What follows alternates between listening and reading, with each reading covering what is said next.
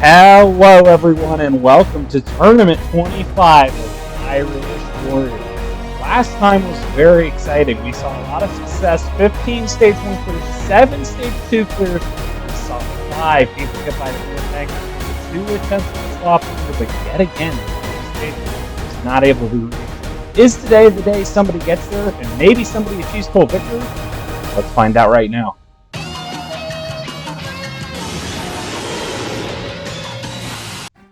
First stage has had a few changes to it since last time, all beginning with the tombstones. This obstacle came back in the last tournament as Obstacle 3. It's been pushed to Obstacle 1 now, like how it was when it debuted. The only change is that the dismount is slightly shorter than before. And now we have the Tarzan poles at Obstacle 2. We last saw it as Obstacle 7 in Tournament 21. It is the exact same other than you are now dismounting to a platform instead of onto the cargo climb. The booby trap. Exact same as it was last time at Obstacle 2, it is now Obstacle 3. And then a new fourth obstacle, the traffic cones. Jump your way across the 3 cones. It gets smaller as you go. You really got to make precise jumps to get through that. And then it's the wire bridge.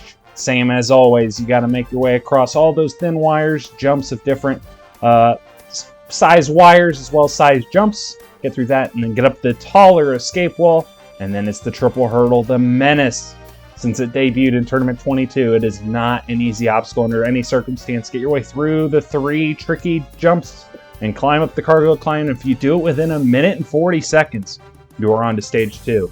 10 seconds less than the last tournament. This is the shortest timeline of this era, so a lot to keep in mind for our competitors, all beginning with J Stud Roadblocks. And he is through the tombstones. Well done. Number 1 through Obstacle 1. Now he is onto the Tarzan poles. Looks like he's going to go for bit of a pole whip.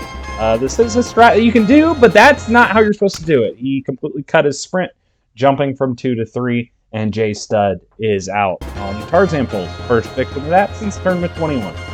And now we have Jeroy, 91, and he goes for the drop, and he cut his sprint, and we've seen 2 competitors go, and they both failed due to using their sprint. All right, Paradicity, shaky on that first tombstone, and then walks off the second one, and one of his pals just jumped in to try and save him. That's unfortunate. All right, Baby KK or Cake. Okay, and then 478168. All right, he's going and through the first obstacle. Baby Take. It might be a girl because, pink armor. I really don't know. But that's a first jump of the Tarzan poles fail. All right, number 5, VL White Mamba. We've seen Black Mamba, Kobe Bryant. Oh, he did not live up to Kobe Bryant's standards, missing the jump to the 3rd tombstone. All right, we have a very exciting run now, though, at number 6, Elite MKB. We have 200 units. That's interesting. One of them is actually Elite MKB. But, yeah, crazy to think. Tournament 25, we finally get to see Elite on the course. Elite's been kind of out of the jumping scene for a little bit, but he has come back for Halo Infinite, going to be a little bit more involved in the community, and that is awesome to see with him being a PC player primarily. Now Elite making his way across this first ever Irish Warrior obstacle. The tombstones! Oh no! Elite is down on the first obstacle. He got a slide on that 5th tombstone, and even though that distance has been made shorter, it has cost him. Hate to see that for Elite. Hope to see him back. Maybe do a little better next time. But now Johnny Boy wins. He has gone farther than Elite, and now he is on to the booby. He's not on the booby trap. He's on to the Tarzan poles, taking a long time to set up. Booby trap was Obstacle 2 last time, but nobody's gotten there yet because nobody has beaten the Tarzan poles. The new Obstacle 3, the booby trap. You go to him. He's onto that last pole though, going for the dismount, and he is across. Now 67 seconds left. It's now the booby trap. This obstacle was very difficult in the last tournament. We saw 12 people go down here. And he is taking a long time to size it up. He's being very cautious, which is not good because this time limit really got to move this tournament. Oh, Johnny Boy had the right idea, but just didn't get far enough over to the left to make the jump onto the second ledge. And now at number 8, we have the Worker of Meme, otherwise known as Blank. He's been trained very hard by Free MMO Direct, and so we'll see how he does coming over from Roblox. We've seen quite a few of these Roblox carryovers do really well on this course. We'll see if he can be another one. And so far, he has looked great on the first 2 obstacles. But now it's the booby trap. This is definitely a big separator. So we'll see if he can get through this. First transfer is no problem. Second one, good there. Took a extra save, jump, make sure he lands that ledge. Third transfer was good as well. 62 seconds, he's the first to take on the traffic cones. Lands that first one, got to keep your speed up, going from 2 to 3, and he is there. He's onto the wire bridge. He's at a good pace so far. 51 on the clock. Meme looking good. And now these farther 2 jumps. Oh, got a little caught on that last pole, but he is across, going for the escape wall. It has been made harder, but he flew up the wall. Oh, got to help the wrong side of the mongoose. Again, not recommended, but it didn't cost him, thankfully. He's got 33 as he lands the first log. Can Meme do it? He's going for the second one. He got there with room to spare. Well done. 24 seconds left, going for the final jump. Oh, he landed way back, but he still gets it. He's onto the cargo climb. 18 seconds left.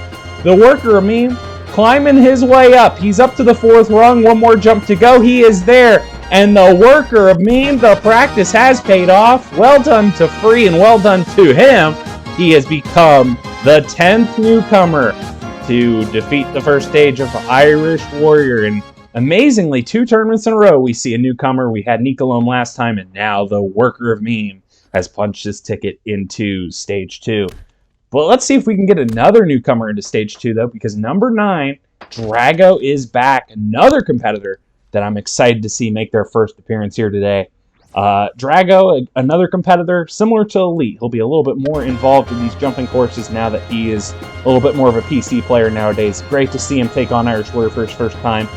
Tombstones, no problem there for Drago. Oh my, he stopped there on that platform though. Maybe it took a second to adjust something, I'm not really sure. But either way, he is now speeding his way across these Tarzan poles. We saw a lot of competitors go for this full send in Tournament 21. You don't have to go for it, but it does save you time down the line if you do go for it. And now Drago onto the booby trap. Looking good so far as he's on that 3rd, going for the 4th. He is there. And now it's the traffic cones. Meme had no problems with this. Drago comes up short of the first one. That is unfortunate. Looks like he might have jumped a little bit too early off that platform. You need a big jump to land that first cone, and unfortunately it is taken out. A great jumper in Drago, but hope to see him back next time. Unfortunately, BG missed the jump from 1 to 2 on the tombstones, and then Kobe did even worse. But then, this is maybe the worst run we'll ever see. Dottie, trained by Joey Davis, did not even get a jump off. Like, just walked off the platform. Just a terrible attempt. Sicario, also very bad, missed the jump onto the first tombstone. Goblin Sauce was speeding along and then ran off that 3rd tombstone and crashed his head into the 4th tombstone, which is not really recommended. This takes us to number 15. We have K-Fly2K, another competitor. We've seen a lot of these competitors in recent tournaments. He's been very excited to get his shot here on Halo jumping, and this is his moment. So looking forward to seeing how he does. First obstacles, no problems for him, but now it is the Tarzan poles. And, he did the same thing we saw from J-Stud, just didn't get a very good jump off that 2nd pole. Looked like he kind of cut his sprint a little bit, and he is out there. Now we have Jun Sato Cyan. He was formerly known as Jun Style, but he changed his gamer tag, and he runs off that 4th tombstone and cannot get to the 5th, and Jun Sato will have to wait for another day to get his first ever obstacle clear on Irish Warrior. But now we have Fragile NW speeding his way along the tombstones, and he is through. Fragile is a very good jumper. He doesn't have a ton of time to jump, so this is why we've had to wait until Tournament 25 to finally see him. But Fragile beat Stage 1 really with minimal practice in Halo Ninja Warrior Tournament 26, so it'll be quite the showing if he can do that again here in his first Irish Warrior appearance. He is moving good here across this booby trap, and he is through that. Now into the traffic cones. It just took out Drago, but he lands that first one, got a little caught up, but he keeps his speed up enough, and he gets through, and he's got 58 seconds as he's onto the wire bridge. He's to the 3rd, the 4th. These wires get smaller as you go, but he's doing good, kind of turning to the side, and he tried to stick that 7th wire, and unfortunately flew over it, and Fragile is out on the wire bridge. That is unfortunate. Oh my. And then we had Manzanita, and he just went airmailing over that first tombstone, and that is unfortunate. Now we have David Lone. Not sure why. David? David, I've heard that name before, but David would be a new one to me. But I digress. He beat the Tombstones at least. That's a solid start for any newcomer to beat the first obstacle, but not enough momentum. They're going for that second pole on the Tarzan poles.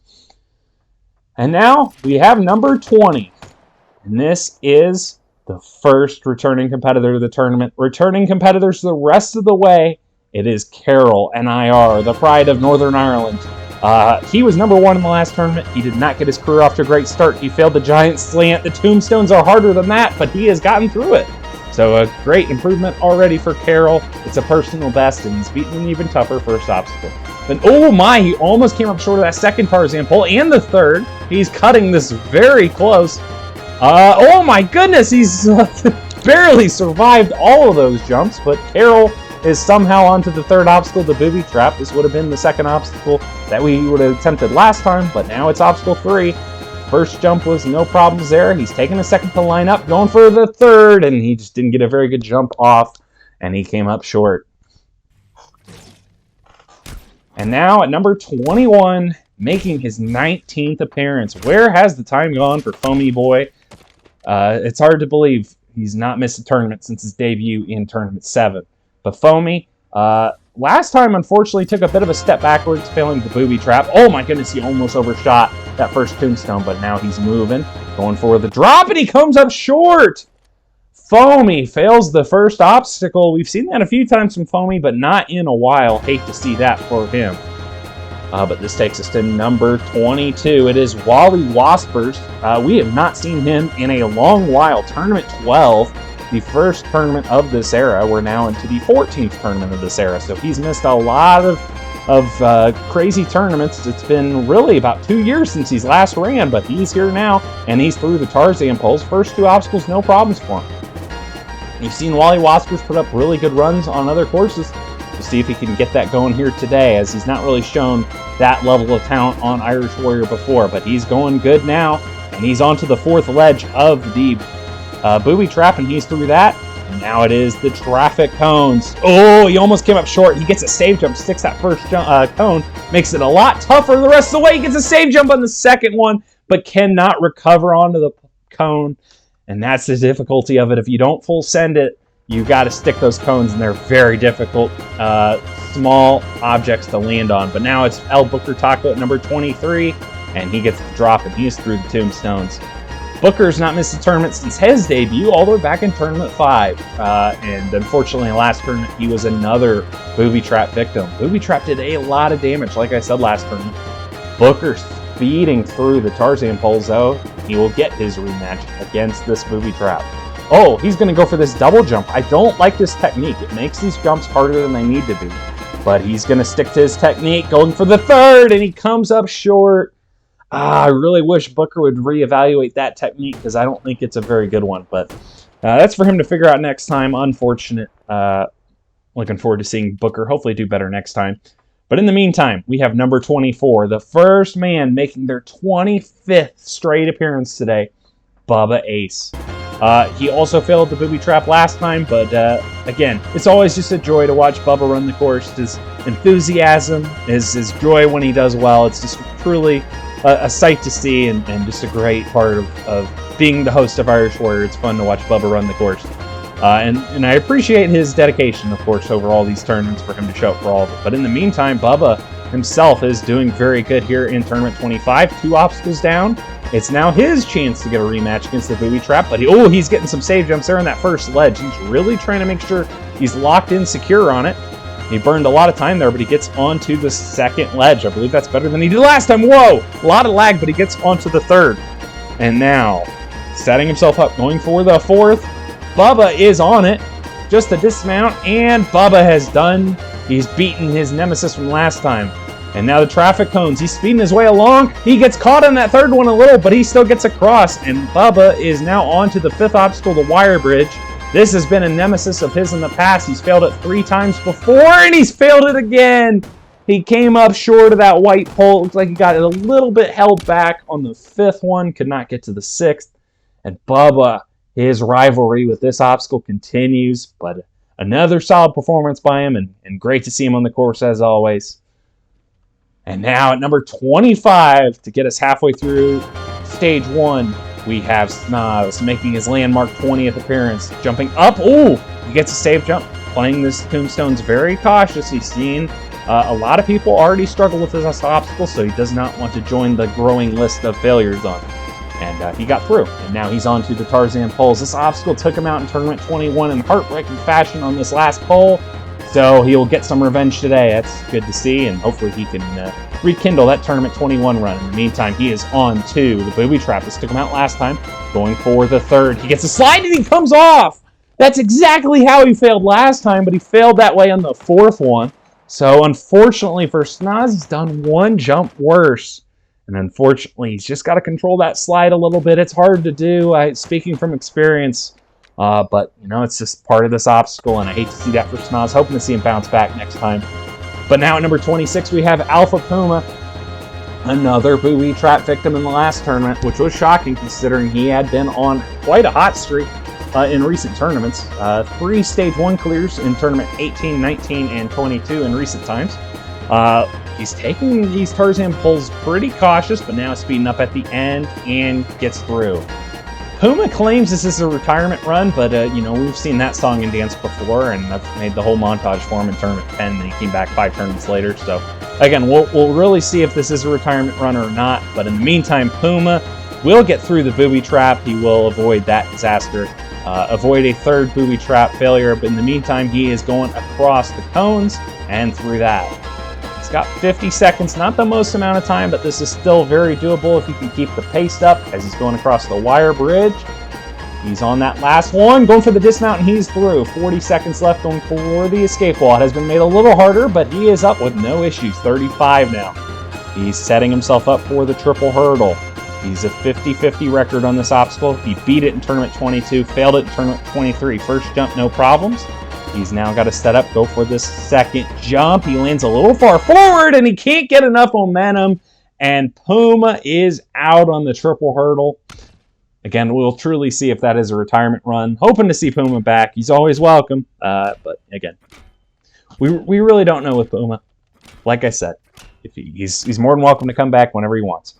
But this man is back. He missed the last tournament, but he is here for his 21st time. It is Go Tanks. With that signature punching circle intro. Go Tanks going for that drop on the tombstones, and he is across there. Go Tanks got his first clear in Tournament 21, but he's taken a couple steps back, kind of back to how he was performing before, failing mid-stage 1 in Tournaments 22 and 23. But he's going now across these Tarzan poles and across that for his second time in his career. And now the booby trap. He's not attempted this obstacle since all the way back in Tournament 15. He did not get, he didn't beat last tournament, so he didn't get to try it. But Go Tank's looking good so far, and he will get through that. 61 seconds. Oh, he's going to stop here before the traffic cones. He almost came up short of the first one, but now picks his speed up and gets through. 52 now for Go Tanks as he's getting ready for the wire bridge, and he comes up short of the third wire. And that's another wire bridge fail, his second time in 3 appearances. Go Tanks down on the 5th obstacle, the wire bridge. But this takes us to number 28. It is Mighty Max 80. He knows what that felt like for Go Tanks because he failed the wire bridge in just the last tournament. Mighty Max gets that drop, and he is through the tombstones. He beat the tombstones in his first ever tournament in Tournament 14. Mighty Max has seen the tombstones a lot of times in his 4 appearances. He's beaten the tombstones 3 times, so there's a fun fact for you. But Mighty Max now going through those Tarzan poles and gets through that. And now it is the booby trap. Took him out in Tournament 14, but he beat the new, different version of it in Tournament 24, so we'll see how he goes today. He's taking a lot of save jumps, going for that double jump technique. Not necessary, like I said, with Booker's run, but he was able to pull that jump off, if not barely. He barely gets that 4th one as well. Very close and sketchy, but he gets through. But he's burned a lot of time there. He's down to half time, and he's not even through the 4th obstacle, but he does get through the Tarzan cones, the traffic cones. And now it is the wire bridge. This is the obstacle that took him out last time. Mighty's looking good, though, keeping himself down the middle. These 2 jumps are a little farther. He barely made that last pole, but he is there. 32 seconds left. He's got to get up the escape wall pretty urgently, but he's not up in 1. Oh, Mighty Max 25. No, he can't get up on the 2nd attempt. I don't think the tire, or really the goose being a little crooked, is throwing him off. He's just not getting up high enough. That's his third attempt on. And now, oh, he's going to go to the side. He's going to try and go for that passenger seat. We've seen Flame pull that off before. But it does not work for Mighty, and the time has just completely slipped away from him. He's missed his 5th attempt as the klaxon sounding. 6th attempt, no good. You maybe get one more up. Can he get there? No. Mighty Max becomes an escape wall timeout. He's just got to work on that technique. Just got to get a little bit higher on that wall to give himself that chance to get up into the mongoose. That is unfortunate, but it is a personal best for Mighty, so things are looking up for him. Now, though, at number 29, he missed the last tournament as well, but he knows what that feels like. He filled the escape wall on a personal best run in tournament 23, Spartan Walnut 71. Whoa! He almost just failed the first obstacle, but he got a good save jump there on that last tombstone, and now he will take on the Tarzan poles. Get onto that second one, no problem. He's going to go for the third. Oh, he slides! No! Walnut! That is a personal worst for him. He had never failed to get to the 4th obstacle before today, and he's just gone down on obstacle 2. Tarzan poles are a sneaky tough obstacle, and it has gotten Walnut. Hate to see that. Oh! Halo Fan getting a save jump on the first tombstone. Halo Fan is off. He failed the wire bridge in the last tournament. Another competitor, like Gotanks, he cleared in tournament 21, has kind of fell back to normal. He got a slide jump there off that first Tarzan pole. Could have been disastrous, but he hangs in there, gets a save jump on that last pole, and then sets up and gets the dismount. And now Halo Fan taking on the booby trap. Halo Fan jumping for that third one. He's there, 65 on the clock, moving at a decent pace so far, as he's on to the 4th. And gets through that. It's now the traffic cones for Halo Fan. Whoa! Whoa! He gets a couple save jumps. He sticks the first cone. It makes it a lot more difficult and time-consuming as well. But he sticks the second one and the third. Halo Fan gets there and gets the dismount. But look at how much the time has evaporated. Traffic cones are meant to be a very quick obstacle, and he gets another crazy save jump on the second wire. These save jumps are amazing. It's keeping his run alive, but the time is disintegrated. He's down to 30 seconds. Halo Fan has completely lost the plot there in the last 2 obstacles. Going for the escape wall. He's not up in 1. This run is dead now. Halo Fan has completely blown it by being a little bit too erratic and potentially cautious. But now he's on the triple hurdle. He's trying to go full send to make up time, but I don't think it's even possible, and he doesn't even get a jump off the second pole of the triple hurdle. Either way, it just wasn't going to happen. He just, again, stopping on all the traffic cones, making a couple stops on the wire bridge, and then that escape wall fail. All those add up. You know, this time limit is short, and you got to move fast, and unfortunately he couldn't do that, and he's failed stage 1 again. Still a good performance for him, but just, again, those are the fine margins between clearing and failing stage 1. And now at number 31, whoa, he almost came up short of that 4th tombstone, but Tricky Cyrus is through the first obstacle. Tricky, again, I say it every tournament, he's making his 20th appearance. The fact that he's only beaten stage 1 twice on this course is somewhat shocking considering his track record on other courses, but again, sometimes there's courses that don't fit your eye, and it appears this course just doesn't fit Tricky's eye, but Tricky is making his way here across the booby trap. So far, so good in this run here in tournament 25, and he is through 3 obstacles onto the new traffic cones. He gets the first, going for the second, and the third, he comes up short. Looks like Tricky might have been worried about overshooting that last cone. He cut his sprint a little bit, and he couldn't get to the third cone. And once again, this losing streak for Tricky Cyrus will continue. This takes us to number 32, Wild Sasuke, formerly known as Game Show, and I still call him Game Show for the most part, but Game Show had an incredible shock performance last turn, getting all the way to the triple hurdle. He shocked even himself. So we'll see if he can follow that run up as he's taking his time here on these Tarzan poles. I don't blame him. Again, tricky obstacle. We saw it happen with Walnut. It really can take anybody out if you're not on your A game. But Wild Sasuke through that. Now he is on to the booby trap. He had no problems with this last time. Oh, a little close there on that first one. And now going for the second transfer, and he can't land the ledge. Looks like he crouched too late. He kind of was standing up as he clipped off that third ledge, and that has cost him. But this takes us to number 33, the pride of New Zealand. It is Spenny 37. Spenny, Again, another member of that club where he cleared in Tournament 21, has not cleared since. He gets a save jump on that 5th tombstone, and he is good. Spenny unfortunately took a big step backwards, being one of very few to beat the triple hurdle in Tournament 23. Timing out right at the start of the cargo climb, he failed the booby trap last time, so Spenny hoping to step it up a little bit. And he is through the Tarzan poles, and now it's his time to once again take on this obstacle. He's to the 2nd one, to the 3rd one, moving nicely, going to the 4th.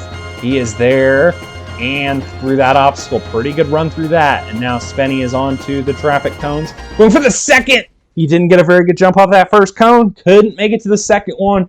And these traffic cones, they're a lot more difficult than they appear. It seems a lot of good competitors are failing that obstacle. But now it is time for another member of the Perfect Attendance Club. It is Petrillo Fam 4.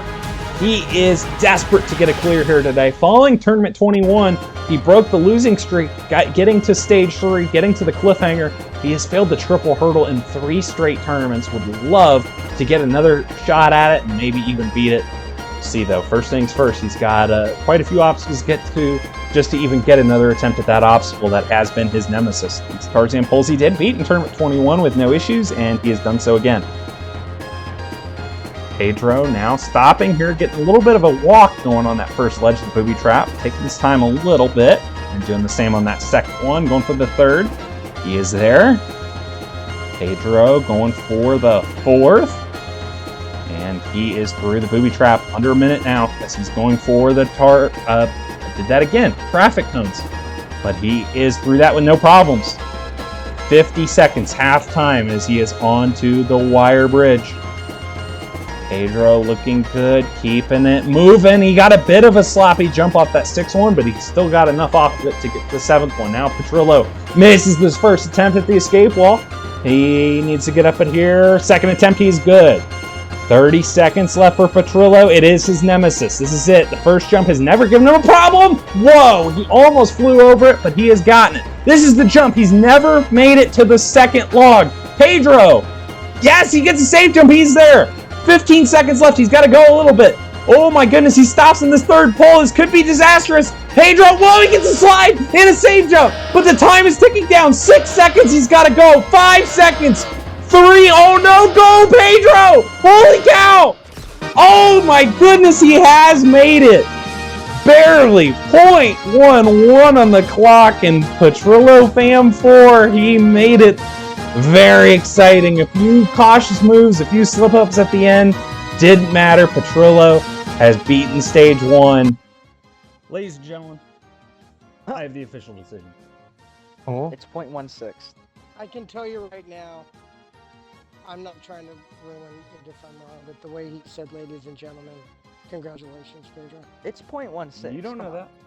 Petrillo, I don't like the margin is 0.11. Damn, that was 5/100ths of a second off. And that is a clear. Congratulations. Yeah. Like, if he went, alright guys, I got the numbers, then I'd be like, oh no, Petrillo, you know what I'm saying? Petrillo, welcome back. I did that in Ladies and 11, and you gentlemen. still saw through it then. It's hard to Okay. be dramatic. I think we need a- root for I'm people. sorry. Sorry for doing Should've- that. Yeah, I truly just need to work on being a little bit more pessimistic when I do my dramatic reveals on if somebody cleared or not. You know, that's a work in progress. In the meantime, though, Petrillo is on to Stage 2, and this man would love to join him. It is disappointing. He cleared in Tournament 23, was one of just 8 to do so, but then he found himself as a triple hurdle victim in the last tournament. This point has looked very promising in early tournaments so far. He's only in his 5th appearance. We'll see if this point can keep his run of success going. He ran into a little bit of trouble there on the Tarzan poles, but he is through that. And now it is the booby trap. It's on that 2nd one.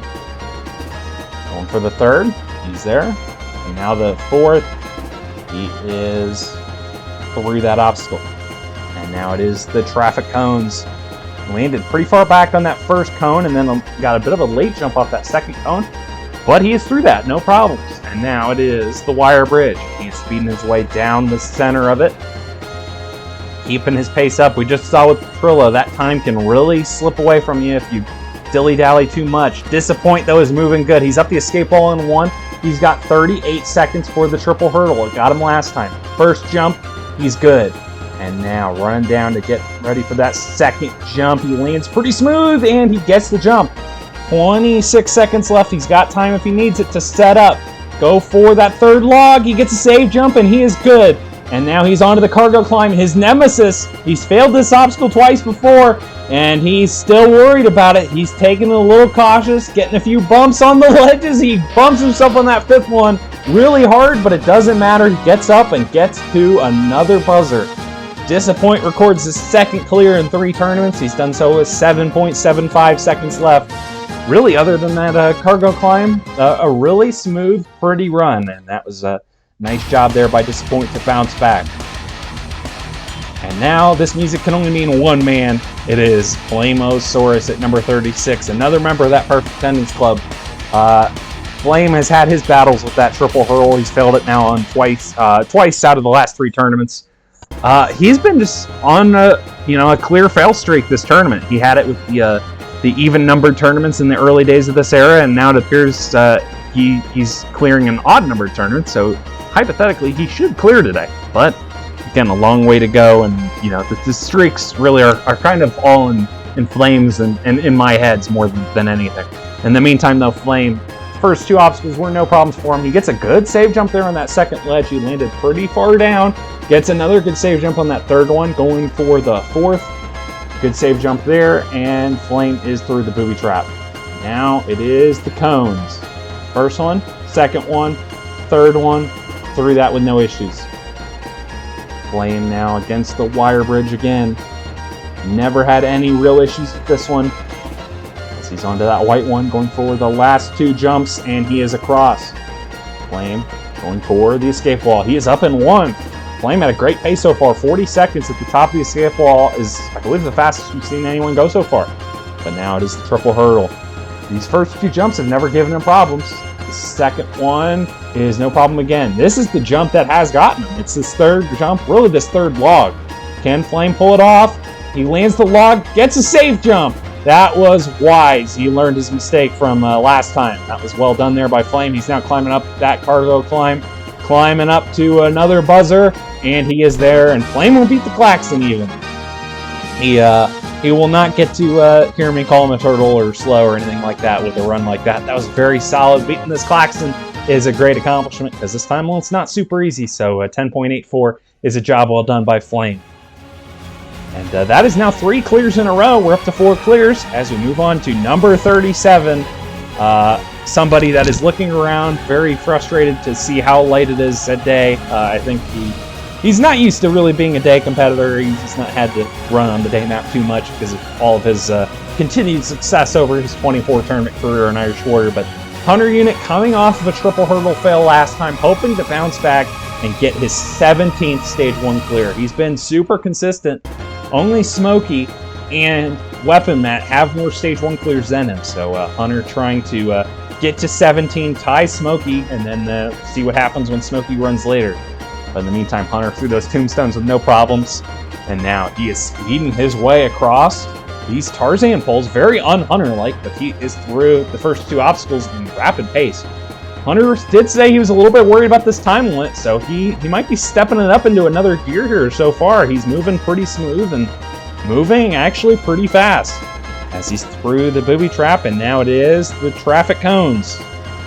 I don't know if their traffic cones over there look much like those, but either way, Hunter is through the very American-themed construction roads obstacle. Sure, we'll go with that. Hunter now going across these wires, going for this last jump, and he is there. 45 going for the escape wall.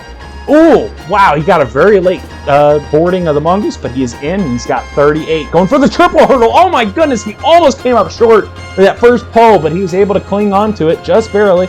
But now he's speeding his way along. He doesn't have to go super fast, but he is taking it quick. Oh my, he's turning right into that third one. Hunter gets onto that third log, and he's onto the cargo climb with plenty of time left. Hunter Unit 751 is cooking. He is going real fast, and he's up top, and that is his fastest ever Stage 1 clear time on a very difficult Stage 1 time limit. Make it make sense. I don't get it. But Hunter has just cleared with 13.6 seconds left. That, again, I don't know what just happened there, but Appears the old school Hunter unit not clearing with 5 seconds left is his back. So that was a sight to see. Well done there by Hunter, and now we have at number 38, Eternal Flame. Eternal has cleared in 2 of the last 3 tournaments, has not performed as well as he would like on stage 2, but hoping to get another stage 1 clear on the board here today. We've seen him have a lot of success on Halo Sasuke, so hoping to channel some of that here into Irish Warrior and maybe get a stage 3. Eternal now going for that booby trap. Ooh, he's going for these double jumps as well. Again, I don't love this technique, but Eternal's making it look pretty easy so far, and he is across. Good pace through the first 3 obstacles for Eternal Flame as he's taking on traffic cones. And jumped a little late off that last one, but he's still good. And now it's the wire bridge. Eternal moving nicely so far. And through that with no issues. It's now the escape wall. He's going up, and he does not get up in 1. But he still has a fair amount of time. He can afford a couple more attempts. Oh no, he doesn't get up on the second try. Come on, Eternal Flame. Going for the 3rd attempt. He is up. All right, 32 seconds left. This should be enough time if he keeps it moving. He's now got the triple hurdle. Whoa, he almost flew over that first one. Eternal did fail this obstacle in Tournament 23. Does not want to fail it again, but he's moving quickly as he's going for that 3rd one. Lands the log, going onto the cargo climb. A lot of success so far on this triple hurdle. As Eternal is climbing his way up, he's on that top rung, and I tell you what, even with 3 escape wall attempts, that is an above 10-second clear time, 10.95. Well done there by Eternal Flame. He will get his 3rd try on stage 2 in the last 4 tournaments. A very solid run he is on. This takes us to number 39, Gaming Brando. Brando broke through in the last tournament on just a 2nd appearance, got to stage 2, did become the first ever victim of the planetarium last time, so hoping to get another try at that obstacle, as he's now taking his time a little bit here going down these Tarzan poles. Again, his first time taking on this obstacle. Oh, almost came up short of that dismount, was a little close, but he is through there, and now it is the booby trap. Made that first one with no real problems. 2nd one, good save jump there as well. Now the 3rd one. Oh, he save jumped a little bit off the ledge, but it doesn't matter. He is across there. And now going for the traffic cones. Brando is through. Now the wire bridge. 45 seconds left for Brando. So far so good on this obstacle as we're viewing him from the blimp, it appears. Oh, whoa! He cut his momentum there a little bit and almost came up short of that dismount, but he gets up the escape wall with no issues. And now 31 on the clock. Brando is a similar pace to Eternal Flame to this point, so if he keeps it moving, he should be fine. He's going for the 2nd jump here on the triple hurdle. He is 50-50 on this obstacle. Would love to get to the right side of the coin here on this 3rd one. Oh! He got a late jump off the pole and landed real low on the log. Was able to get a good save jump. And now 10 seconds left. He's got 1 jump up to go, and he's up to the platform and up to another stage 1 clear. He's now at a positive record here on stage 1 of Irish Warrior, and that is very impressive no matter who you are. So, Gaming Brando. Very solid performance, 5.53 seconds left. We'll see him back on stage 2. And now, it's time for number 40, RPG 445. Rog has seen a bit of renewed success here on Halo Infinite. Of course, he got his first ever stage 3 in Tournament 21. And he's got 2 other stage 1 clears to show for himself in Tournaments 22 and 24. But, Rog would really love to take that next step, put up multiple stage 3s. Oh, he stops on that 5th tombstone. That could have been very bad after I set him up to try and do well in this tournament. He's got high hopes. We'll see how far Rog can go. As he's speeding his way down that right side of the Tarzan poles. He got pushed a little bit to the side there off that 5th pole, but it didn't affect him. Now Rog taking on the booby trap. Moving nicely so far. Going for the 4th. And Rog is through. Going to take a second to line himself up, get straight here for the traffic cones. And through that. Now the wire bridge. Rog moving nicely. We've seen our competitors really come alive. We're on a 6-competitor clear streak right now. Rog would love to keep this rolling. Oh, he almost came up short. I almost jinxed him.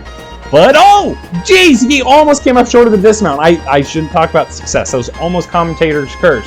And then he fails the escape wall. Man, and Rog has really come undone since I've started talking praises about our competitors. I should really stop doing that. Rog needs to focus here on this triple hurdle. Has gotten him before in tournament 23. His only time failing stage 1 so far on Infinite. He's going for the second one. Lands that second log, and now running on down. Get ready for the third one. Rog gets a nice late jump off that third pole. Really beautifully done. And now he's climbing his way up. He's on the fourth, up to the fifth. Rog up on top, and he is through stage 1 again. 8.31 seconds left on the clock. Ignore that cursor there between the clear and the 8.31. Oh, it was spinning. That was cool. But Rog with a very solid run, even with me almost getting him with the commentator's curse. Rog is through stage 1 again. And that's 40 runs in. We've seen 8 clears now, including 7 in a row. I will stop mentioning the clear streak. Something bad is due to happen if I keep mentioning it. But now, it is nighttime. The final 10 runs of Tournament 25. Special 10 runs is number 50 is a bit of a milestone. We'll get to that in a little bit. But in the meantime, number 41, another member of the Perfect Attendance Club. It is Atlantic Champ. He changed his gamer tag again. He actually switched to a whole new account since the last tournament. It's a long story, but Atlantic CHMP. So, Chump. Yeah. Put your vowel in the middle of what you want. In the meantime, though, Atlantic through the tombstones with no massive struggles, and he's speeding his way across these Tarzan poles as well. And Atlantic, the college man, yeah, we'll go with that. He took a couple save jumps there on that first ledge of the booby trap. Bit of a troubling start to that obstacle, but he's figured it out a little bit now after taking a couple seconds to compose himself. And Atlantic is through that obstacle. Now he will take on the traffic cones. Seen a few competitors struggle with it, but not Atlantic. 53 seconds left as he's taking on the wires. Atlantic going back and forth. I hate this technique. It really is not the best way to do it, but Atlantic is through yet again. And now taking on the escape wall. He's up in 1. And now it's his time to take on the triple hurdle again. Another competitor that has failed it in the past. He was a little closer in that first one. Failed it in tournament 23. Atlantic going for that second one. He's good.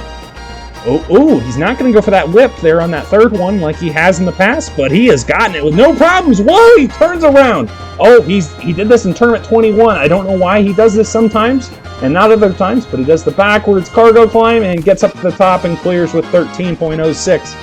And I can make fun of him because he just did that, and I think him doing the backwards cargo climb just made him lose to Hunter as far as time remaining. So that is truly a tough scene for Atlantic Champ.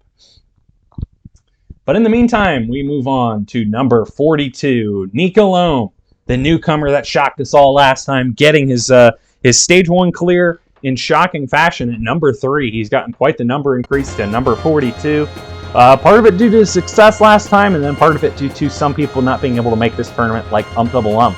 So Nico Loam taking a night run spot here, and we'll see how he delivers. It's a bit of a foggy evening here at the course, in case you couldn't tell, but it's just, hey, sometimes we have varying weather, believe it or not. But Nico Loam through the Tarzan poles with no real issues, and now he will take on the booby trap. Ooh, he gets a save jump there. I don't know if he necessarily needed it there on that second ledge. He stuck it pretty well, but now he's moving his way along, stuck that fourth one nicely, and he's through that. Now it is the traffic cones. Nico Loam gets a bad jump off that first one.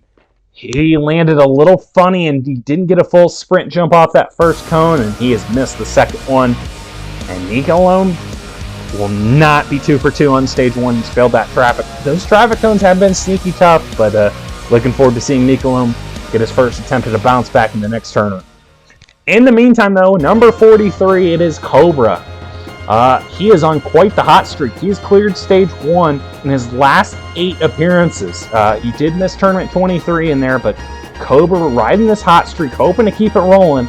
He never really shows up confident on stage 1, but he's able to find a way to deliver. So Cobra through the first 2 obstacles. Cobra was one of those guys like Tricky Cyrus that I would talk about and claim like, hey, he's great at this course, he's great at this course, and then he's horrible at my course. But Cobra has found the formula, it seems. He's not really delivered as much on Halo Infinite. He's got 3 stage 2 clears in a row, 3 stage 2 fails in a row. as he's going through those traffic cones and through that. But Cobra just continues to find a way to beat stage 1, and so far he's looking good here in tournament 25. He's speeding his way across these wires. A little shaky there on that last one, but he landed it okay and got a good jump off, and he gets through, but not up the escape wall on 1. He's going to not get a very big run up on the second attempt, but he gets up. And now 37 seconds left. He's still got plenty of time. Cobra moving at a good pace. Gets a save jump there on that first log. That is fine. 30 seconds left as he goes to the second one. And he gets a save jump there. Cobra, 25 on the clock. Setting himself up.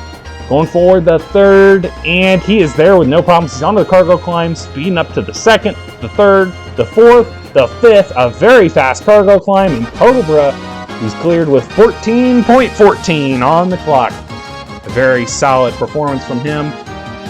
It's another stage 1 clear, his 9th in a row. He's got quite the streak going on. And we'll see him take on stage 2 yet again. This takes us now to number 44. It is SonicFan10193, another competitor that has been very impressive in this era. To think, going into this era, he had 0 stage 1 clears. He's now got 10 to his name. We'll see if Sonic Fan can get another stage 1 clear here. Sonic now speeding his way across these tombstones, going down to the 5th, and he comes up short! Holy cow, Sonic Fan! He is out on the first obstacle to tombstones.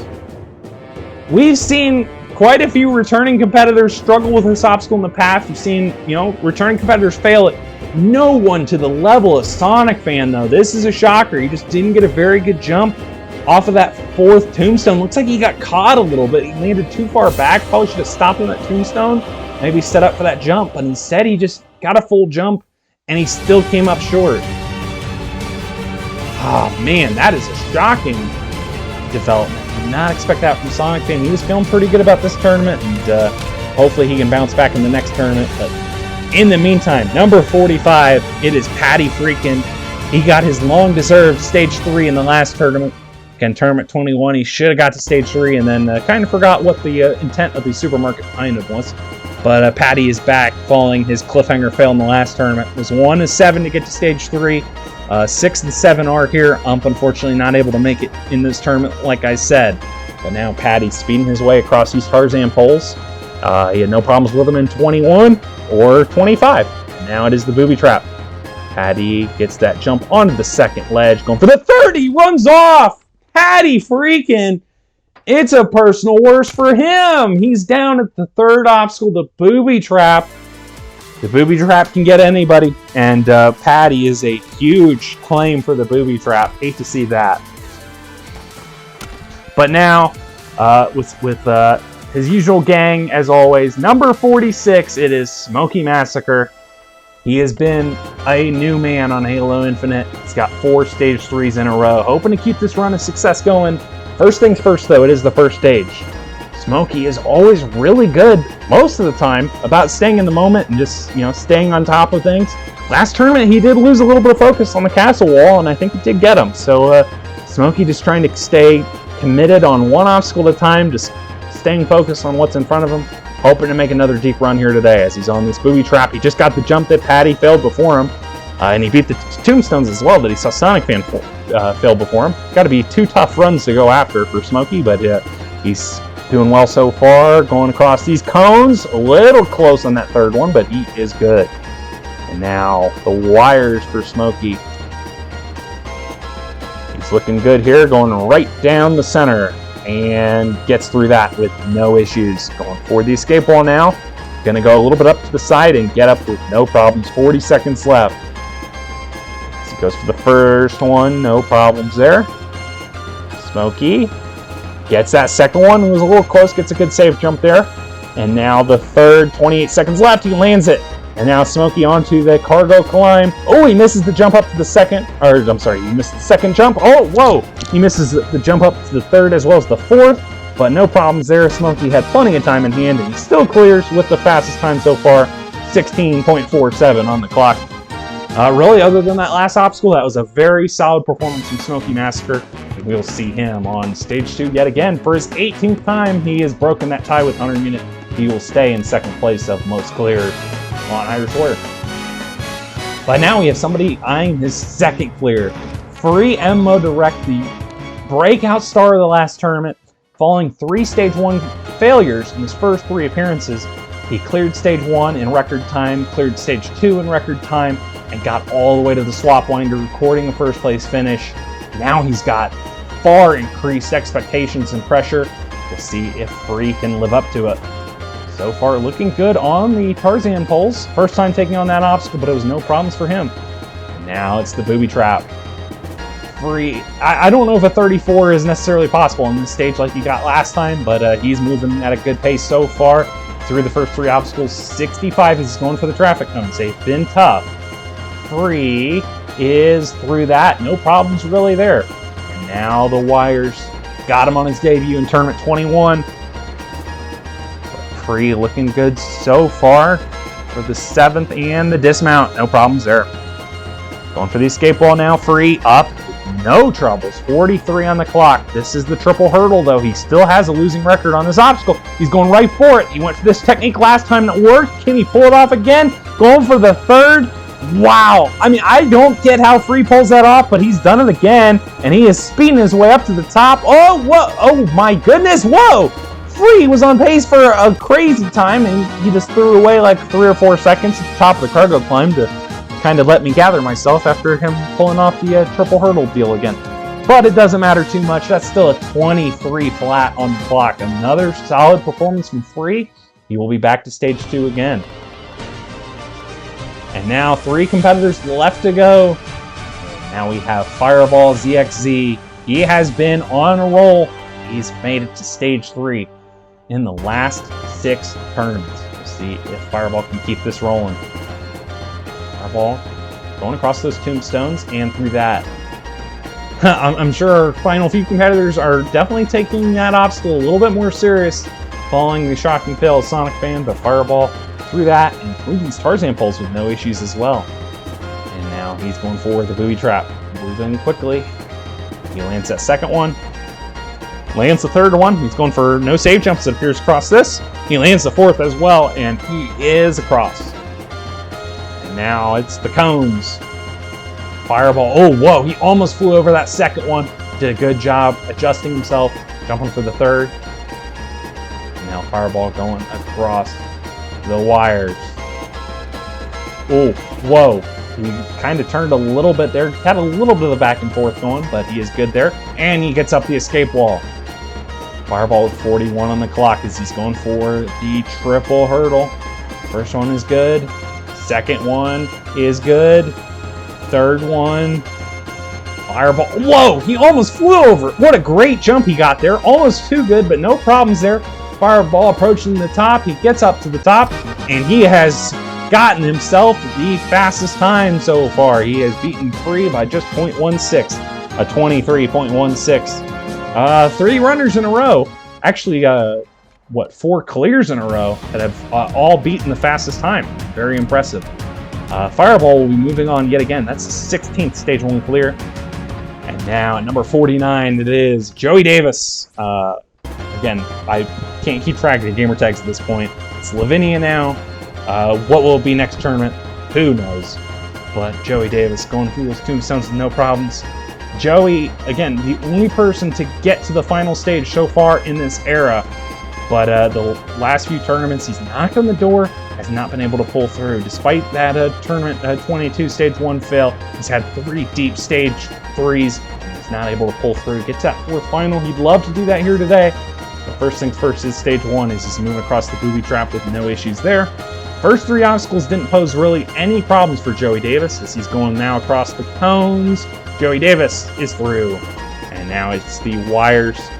55 on the clock. Not a super fast pace from Joey so far, but he's moving pretty good. Oh, he's going to stop on that 7th one. Take his time, set up with the dismount. He's across. Now it's the escape wall. Joey. Ooh, a little bit of a late entry, but he is in. 37 on the clock for Joey. He's going for the triple hurdle. First one is good. And now set himself up. He's going to stop on the 2nd pole. He's always scared about this obstacle. Joey gets the 2nd jump. Taking his time. 21 on the clock. Joey lands that 3rd pole. Going for the 3rd log. he gets a safe jump, and he is there. 14 seconds left. He's on the cargo climb. It looks like it's going to be another rare Joey Claxon, but he gets up to the top, and that's another clear for Joey Davis. Just avoiding the super scary Satan number. He gets a 6.65 clear time, and that is another solid run. Joey really doing a good job in recent tournaments, just kind of keeping himself under control. He's not really worried about getting that super fast time. He just wants a clear, and that's what he's gotten. And now it's time for number 50, but more than that, number 1,000. 1,000th attempt at this course. Weapon Matt. Who else could it be to celebrate such a milestone? Weapon Matt, of course, the two-time grand champion. The last tournament, for the first time in a long while, following 3 Stage 1 fails, was able to get back to Stage 3. Failed the castle wall, but it still was a very solid performance from Matt, hoping to keep that success rolling here. A lot of pressure on this run. Just think about all the runs that have led up to this. This is the 1,000th, a big milestone for this course. But Weapon Matt now going across this booby trap. If Matt does clear here today, he would record his 20th first stage clear. That is another big milestone. I'm sure that's got to be on his mind now. But again, one obstacle time, Matt. He's going across these traffic cones. The grand champion has no issues there. And now it is the wires. Matt looking good. He's going right down the middle. And gets onto the 7th and the dismount. No issues there. 45 on the clock. Going through the escape wall. Up in 1. 42 seconds left for Weapon Matt. He's going to stop on that first pole of the triple hurdle. He's going to play this a little cautious, it appears, as well. Matt going for the second one. Almost came up short, but he is on it and gets on the second log. 25 on the clock. Weapon Matt will stick the third pole. Go for the log. Get a safe jump, and he is there. He gets onto the cargo climb. 15 seconds left. Weapon Matt climbing his way up, and he will get to the top, and number 1,000 will get the job done. His 20th Stage 1 clear. What a milestone. Well done to Matt, and he has barely missed beating the Claxon. Again, doesn't really bother him too much. He's still got the all-time clear record as far as speed. Wow, someone shot the mine and launched him a mile in the air. That was pretty funny. But we have 15 Stage 1 clears for the second tournament in a row. Fireball, Free, Smoky, Cobra, Hunter, Atlantic, Eternal, Flame, Meme, Weapon Matt, Rog, Disappoint, Joey, Brando, and Paige are all getting through. Stage 1, again, didn't do a ton of damage.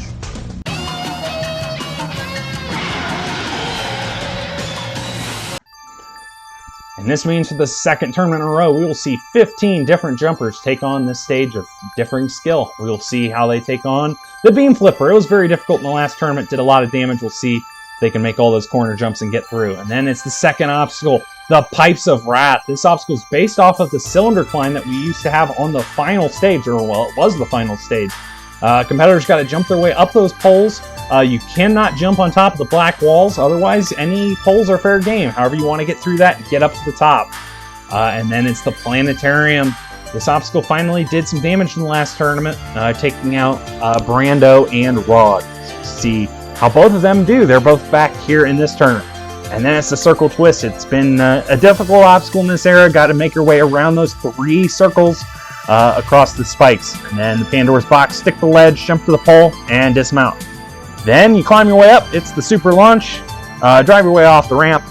Jump out, land on that platform, hopefully stick the platform, and then jump to the side and then crawl your way through the 8 aisles of the supermarket and then get up to that finish line. If you can get there in 2 minutes and 10 seconds, 5 seconds less than last time, you're on to stage 3. Yeah, so stage 1, it was like the most nerve-wracking thing. Like I was just hoping, okay, maybe with hurdle jump, that's good enough for me. I'll be happy with that. But like every run, my heart was beating rapidly because I was like, oh no, don't choke anywhere. And when I made it through the hurdle jump, I realized, oh, I actually have a shot. And I think stage 2, like being here just is more daunting just because I didn't expect to be here. So the fact that I'm actually having to attempt these in an actual run, well, we'll see how that goes. I am beyond ecstatic beating stage 1 again. Stage 2, probably not gonna beat it. I'd say maybe I have a 20% chance, but you never know. I mean, I didn't think I was going to beat the first stage, and I did that, so. Well, I was really relieved to beat stage one this time. You know, there were points where I thought I could have failed. There were a lot of points actually, but you know, I got through. I was able to pull through. And going into stage two, I'm hoping to better my record a little bit by at least getting past the first obstacle, hopefully getting to the circle twist. So stage one on Infinite, it's been a coin flip for me so far, so getting through it, that was a really good feeling. And now it's time for stage two, which I'm famously not good at on this course. But maybe something will go my way, maybe I can finally beat the stage again. I doubt it, but who knows, maybe it'll happen. Speaking for the first time since what happened last tournament, it kind of sucked because everything was sort of set up nicely.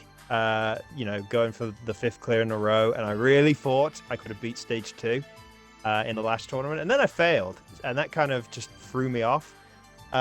So to beat stage 1 this tournament feels pretty good, especially since I kind of felt like I was a little bit out of control. I feel like I had to go full speed because I was really worried about the time limit, and it kind of, yeah, it was not in complete control, but then ended up producing a really fast time, my fastest clear time ever, which is kind of funny how it works. So that's kind of put me in a positive mood, almost to the point that if I failed stage 2 again, I kind of wouldn't be that fussed, even though I don't want to fail this damn stage again. And look, this time limit is just as tough as stage 1 to me. So I'm probably going to have to take some risks. And then if I get to the circle twist, I'm probably just going to have to be as focused as possible to beat it, and then hope I've got enough time to finish the rest of the stage. So we'll see what happens. I felt pretty good on stage 1, honestly. Besides the warped wall, I kind of got flashbacks there from Tournament 21, but let's not speak about that. Stage 2, obviously I failed the first obstacle last tournament. Hoping that doesn't happen again. Besides that, I think I'm kind of scared about the new second obstacle, maybe the circle twist too. But I feel pretty good about the rest of the stage and hope I can make the stage 3 for the first time. This is the first time on a Halo course that I've beaten stage 1 like twice. Anyway, I don't really care what happens as long as I clear. That's all I really care about. You know, it feels pretty good getting back to stage 2. This is my 11th time. I have a pretty solid record when it comes to stage 1. The same, however, cannot be said for stage 2. Have beaten it once back in tournament 21. We're hoping to get that second clear today. Last time I had kind of a dumb failure on the planetarium, hoping to overcome that so I can at least attempt the circle twist and get through that. But we'll see how this run goes. Well, you know, stage 1, generally speaking, was kind of a joyride for me, realistically. I actually didn't feel like an ounce of pressure during that run, which is kind of shocking because usually I like wet my pants on the 7th obstacle or something like that. But going into stage 2, I have such a terrible relationship with this stage, and even, you know, even this obstacle behind me. I'm very, like, the obstacle I am most scared of is my brain. That is what makes or breaks this run for me, is my brain power. Let's do it. You know, stage 1, it's kind of ridiculous how I cleared stage 1 9 times in a row. Stage 2 in general, anything can happen really. I could either clear, I could fail the first obstacle. And, well, let's just see what happens. And hopefully in the end, I am not ending up in the yoga mats. The blue yoga mats. Well, so far I have, I've been doing pretty well on stage 1 and 2 on Halo Infinite, and my goal is to just not get complacent. I want to be able to stay focused on each and every obstacle, so I did that on stage 1 once again this tournament. We'll see if I can do it again on stage 2. You know, as usual on Infinite, I feel like I can beat this stage, but I'm always a little bit nervous because there's some things that can just happen when you least expect it, so I'm going to try my best to avoid any mistakes, but my goal is to get back to stage 3. Obviously, I came off pretty strong in stage 1. Just had a little hiccup towards the very end of it, but otherwise it was not too bad for me. This new obstacle behind me here is probably going to be the hardest one for me to do because I have to be very careful on my jumps. Easily over jumping or undershooting, one of the two. But yeah, as long as I take my time with it, I think I can still pull this off pretty easily. Stage 1 went smooth as always. You know, got through every obstacle, I would say pretty clean. I don't think I had too many slip-ups, if any. Coming into stage 2, pretty similar compared to the last tournament, so I'm not really feeling too nervous coming into it. Just got to take each obstacle one at a time. Time, I'm not really too worried about. I've never really been worried about time. I've said this before, and it's came back to haunt me. But that being said, you know, I feel pretty confident coming into this, and we'll hopefully get back to stage 3. Stage 1 felt as good as it could be. Going into stage 2, I feel decent, I like to think. Coming this tournament, I've done a bit of practice, I'd like to think. My goal is just to get back to stage 3, but I don't really know how I'm going to do. So, we'll just see what happens. Stage 1 felt good, you know, I didn't really falter through the entire stage. I took my time where I needed to, you know, being number 1000 brings a little bit more pressure than normal. Obviously getting back to being number 50 was nice, and getting stage 1 clear number 20 for me, that's no thing to look over. It's nice to be back to stage 2, you know, hunting that 17th clear. I think I can do it, but stage 2 has given me some problems in the past, so we'll see what happens, but we're looking to get number 17. All right, 15 remain to take on stage 2 of tournament 25. And the first of them, just like last tournament, we begin with a newcomer, number 8, the Worker Meme. He will have 2 minutes and 10 seconds, 5 seconds less than last time. And those Pipes of Wrath are a long obstacle, so you gotta move quick here to get through stage 2. Meme on the beam flipper. So far, he's moving pretty good across the Roblox obstacle. He did come over from Roblox, so hopefully there's a little bit of carryover from that. He's got these 2 big jumps at the end. He's gotten those, going for the dismount, and he is across. And now it's the Pipes of Wrath, and he's flown right over the first one. And the Worker Meme, unfortunately, he didn't even really get to try the Pipes of Wrath. He's failed to jump onto it. But you know what? Still a very impressive debut performance, and looking forward to seeing him build off of that in the next tournament and hopefully future tournaments. Now that we have number 34, Patrilla Fam 4. Whoa, bit of a bad start. He jumped straight up in the air off of that first pole, but Patrillo very thankful to be here. He barely got through stage 1, just 0.11 remaining. The slowest ever clear time on stage 1, by the way. He's now got the slowest time on stage 1 and stage 2, so congrats on that, Patrillo. I'm sure Patrillo wouldn't mind setting the new record for slowest time on the final stage in this tournament, but he's got really his sights set on here on stage 2 first. He did get to the final stage, of course, back in tournament 11, but it's been a long time, and he'd love to get that second final at some point. But he is the first competitor to get through the Pipes of Wrath. Mark that down for 100 Units Big Quiz at some point down the road. I really don't know when. But he's now on the planetarium for his first time. This obstacle debuted in tournament 22. He gets the big jump up to Jupiter. That is a tough one, but he's gotten it. And now dropping on down. These final 3. He's on Pluto. Yep, Pluto still counts on the planetarium, and he's through that obstacle. And he's got 67. Not the fastest pace so far, but he's okay if he can keep it moving. He's on the circle twist. He's getting a safe jump there at the end of the first circle, going for the second one. And now he's moving on around. 56 on the clock. Oh no, he misses the jump to the 4th peg on the second circle. And Patrillo Fam 4, that's his first time actually failing the circle twist. And hate to see that for Pedro. He did beat it in tournament 21, had no issues with it. It's the exact same as it has been. But you know what? Circle twist can just go out and get anybody. Great to see Pedro back on stage 2, and hopefully he can build on it next time. As we now have at number 35, Disappoint. He'd love to build on another stage 1 clear, but he's just got to beat the beam flipper to get a personal best here. We'll see what happens here for Disappoint. He kind of opened the floodgates in the last tournament. No one had failed the beam flipper in 21 or 22. And then we saw just really the floodgates open. We saw 3 beam flipper fails last time. He almost flew over the end of that second beam, but now he's on the 3rd beam. He's got one more big jump to go. Disappoint. He can't get it! Disappoint! He now has 2 first obstacle stage 2 fails. Oh, man, hate to see that. Disappoint. Man, he's got to work on that obstacle, I think. Hate to see that for him, but, it's an obstacle he can hopefully figure out going forward. Flame has had his battles with this obstacle, too, so we'll see if he can get through this. He did fail it in its debut tournament in Tournament 14, but Flame looking good so far here across this. And he gets to the end and gets through in about 21 seconds. And now he's taking on the Pipes of Wrath as he's making the turn. Whoa! He almost slid off the back of that one. That could have been bad.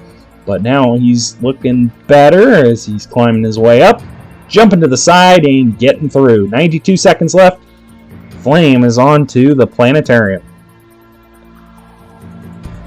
Flame jumping up to Earth, down to Mars. Sticks that, gonna get a bit of a pole whip going, big pole whip, and gets onto Jupiter, and up to Saturn. Now these final 3 dropping down, speeding his way along, and through that 69 on the clock, as he's on to Circle Twist. Flamosaurus, the end of that first circle, going for the second one, he is there.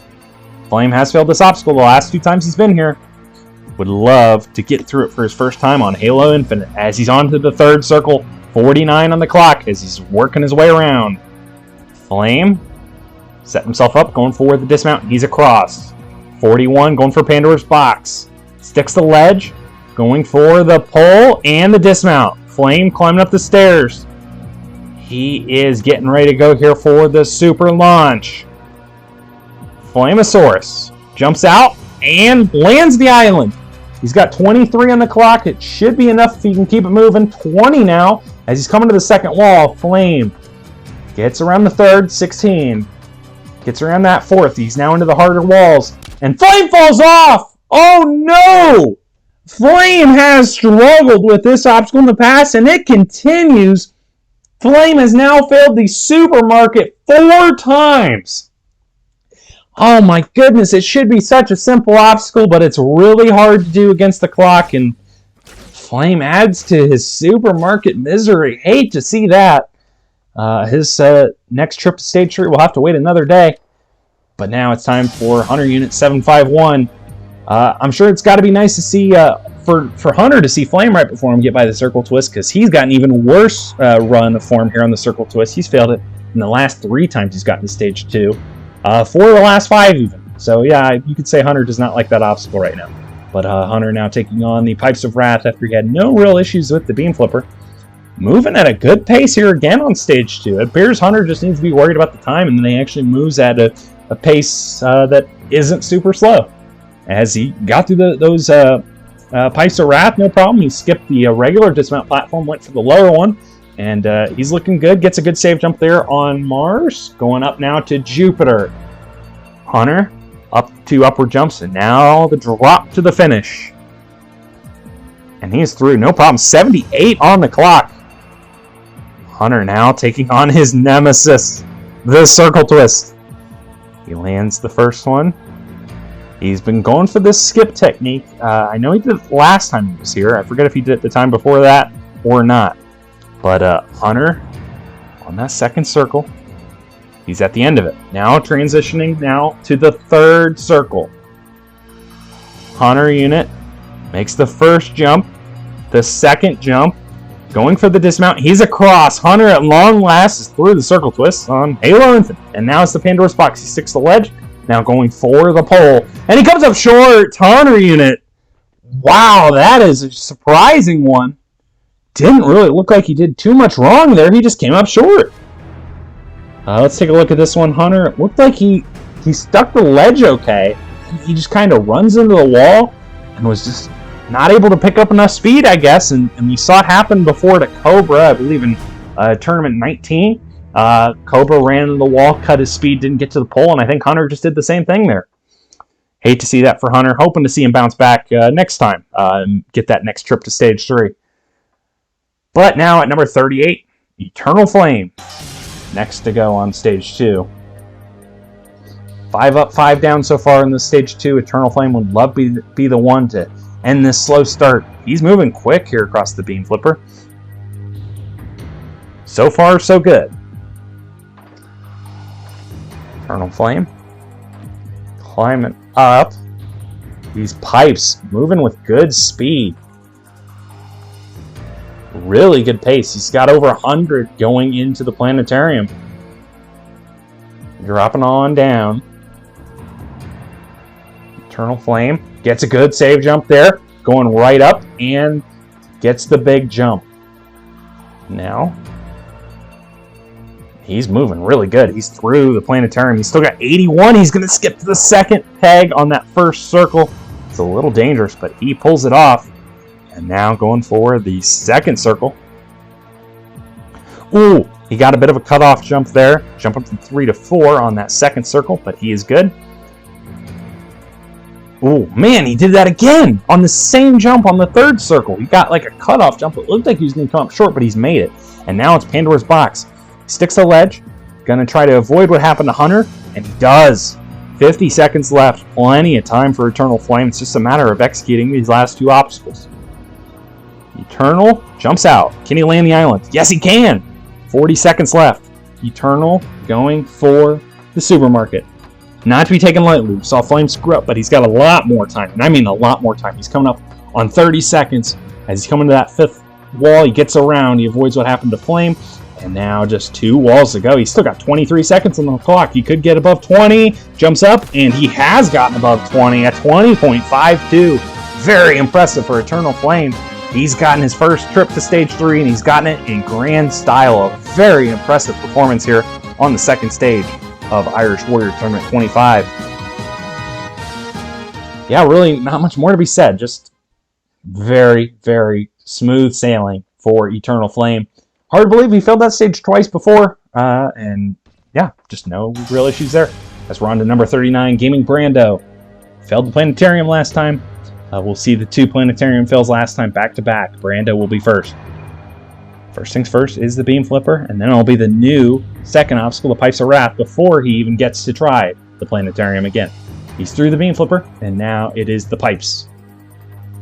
So far, it's really just been the jump onto it that's been tough, but this is a time-consuming. It is a stressful obstacle, too. You gotta keep moving here with this time. This time dwindles fast, and you need all the time you can get here for the end of this stage. As he's now going for the planets. Gets a save jump. Now up to Earth. Dropping on down. Gets a good save jump there as well. Now big whip. Getting to Jupiter, and he's gotten up to Saturn as well. Now the final 3 coming down. He failed, dropping down to Pluto last time. It's a save jump. He sticks it, goes right off of it, and he gets through. 70 on the clock for Gaming Brando as he's on to the circle twist. Not the greatest time we've seen to this point, but if he keeps it moving, this is still very, very doable. As he's on to the second circle, 57 on the clock. Brando jumps and lands onto the third circle. He's got 50 seconds left. And going for the dismount, he's across 45. Looks like he's rushing into the Pandora's box, and it has gotten him. He just jumped right into the box itself, and just a bad angle kills your chances of landing the ledge on Pandora's box, and that is where his day ends. And this takes us to number 40, the aforementioned RPG 445. He failed the planetarium last time. He's 1 for 10 on this stage. Would love to make it 2 out of 11. That'd be nice for Rock. Oh my! Bad jump there! He shot even! He thought he was done, but he somehow lands the second beam. That could have been a horrific run for Rog, but he is still alive. Bit of a second lease on life. It was not a good jump. Might have gotten a little lucky. Sometimes better be lucky than good, though, as Rog is through the first obstacle and now moving up these pipes. So far, looking good. And he is up top. 95 as he's on the sun of the planetarium. Yes, I guess the sun is included in these planets, you know. It's not a perfect planetarium. It's not. We're not showing this planetarium off at school and all that. You get what I mean. But he's up to. Yeah, and Saturn doesn't have rings. I know. I've heard them all. Like, they're not perfect. Just go with it. Rog, though, he gets through the obstacle that took him out last time. He failed that last planet as well. That was a frustrating one for him. But he's gotten by, and now it's a circle twist. Another obstacle that has given him trouble. He's failed it 3 times before.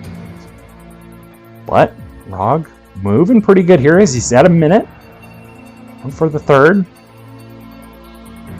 Rog spinning around, getting on to the dismount. 50 seconds left. He's going to go down that left side as well. 4. Pandora's box. Sticks the ledge. And now going for the pole. The dismount. He is off of it. 39. This is going for the super launch. Just got to stick that island. Rog has done it. He was a little bit far forward, but he is okay. And he's got 28 left. It should be enough time. You never can be too sure. Just got to execute, move at a good pace. He's got 19 left. He's coming to the harder walls. This is the wall that took out Flame, but no problems there for Rog. And he will come to that second to last wall. 10 seconds left. Come to the final wall, get around, jump up, and hit the buzzer. 5.35 left. And the Rog party will move on to stage 3 in tournament 25. Very solid run. Again, nothing like overly flashy, but Rog just executed, used the time limit, just moved at a good pace. And that's all you got to do on this stage 2. Execute the jumps and you're on to stage 3. It's as simple as that. Well done to RPG 445. That's gotta be a good weight lifted off his shoulders, because again, he's mentioned it, we've talked about it, he has struggled on this stage 2. And wow, that was an interesting intro. Atlantic just killed 3 people with like one little move. Atlantic has also struggled on the stage 2. He is 2 of 14 on it, which is not very good. But Atlantic hoping to better that here today. Last time he was a victim of Pandora's Box. We've seen a couple of Pandora's Box victims in this tournament, so Atlantic would love to get back to stage 3. Again, tournament 22, he was really close. Came off at the last ledge of the supermarket as time was ticking down. This time is not super easy. It's 5 seconds less than it was in tournament 22, but he's handling this new obstacle, the Pipes of Wrath, pretty quick. Trying to make up some time for himself, and he gets through. He's got 97. He's going for the planets. Atlantic getting a good whip. He's up to Earth, down to Mars. Now up to Jupiter, Saturn. Now he's got 3 coming on down to the finish. And he gets a very low late jump off of Pluto. He gets the skip onto the second peg of the first circle. Atlantic trying to save time where he can. Again, I think that near timeout in tournament 22 really got him. He's trying to pick up the pace here. He's at a great pace so far. He's on to the third circle. He's got a minute left. This should be enough time so far.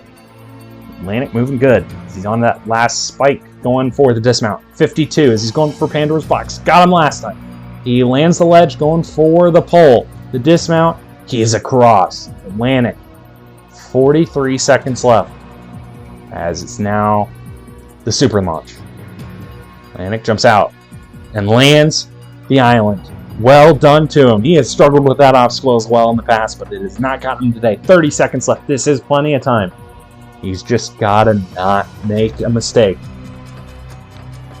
He's at the harder walls. 21 seconds left. This is exactly what Atlantic was hoping for, I'm sure, when he's at the starting line, to have time in hand to get through the supermarket.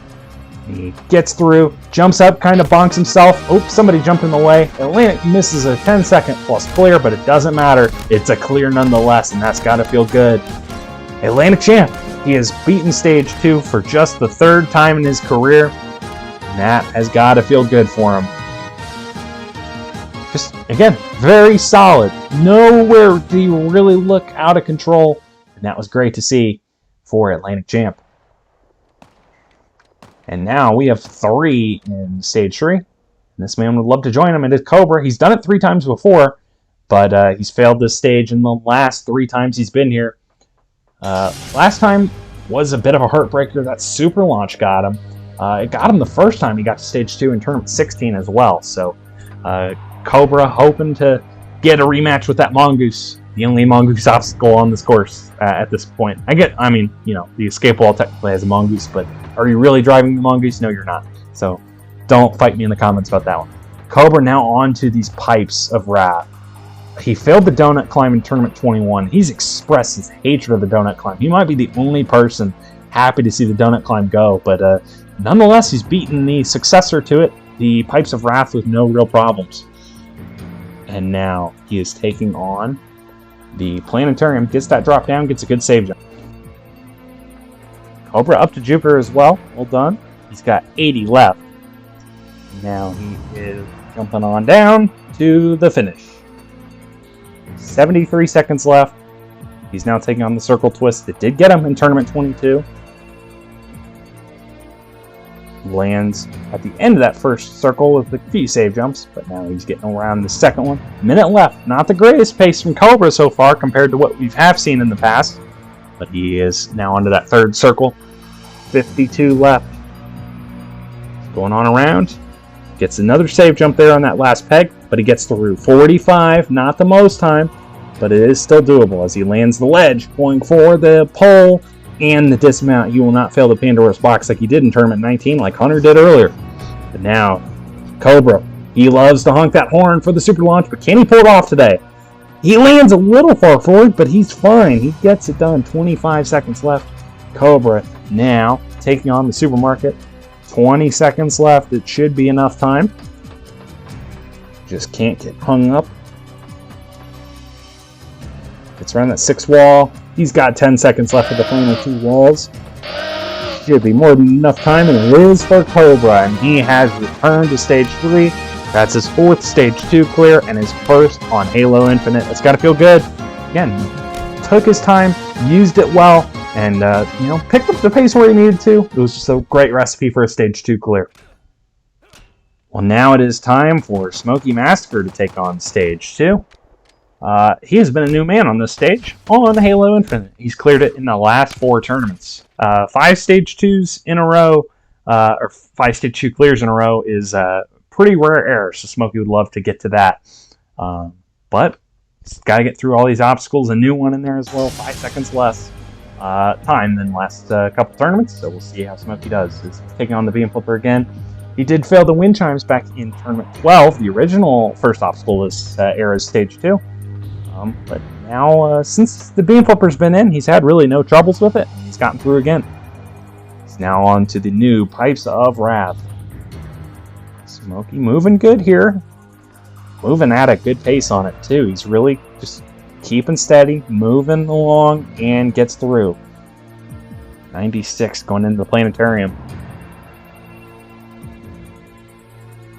That first drop. Now going for the second one. Gets that. Now it's the whip onto Jupiter. It was a little close, but he gets the jump up to Saturn as well. And now dropping down to the circle twist. 73 seconds left. So far, he's moving. Not at the greatest pace we've ever seen, but fast enough. 65 left as he's onto the second circle. He's doing these skip jumps like I talked about with Hunter. Smokey's now going for it.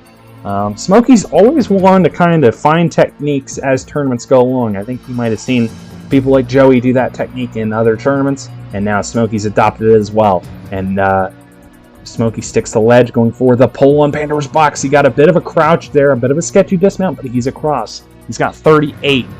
He's going for the super launch. Smokey Massacre has failed this before, but not today. Good save jump at the end of it to keep himself on the island. Now, it's the supermarket. An obstacle he's never failed, but he tends to take his time here. He's got 20 seconds left. It should be enough time, but he's now into the harder section. So around that 5th one. Around the 6th one.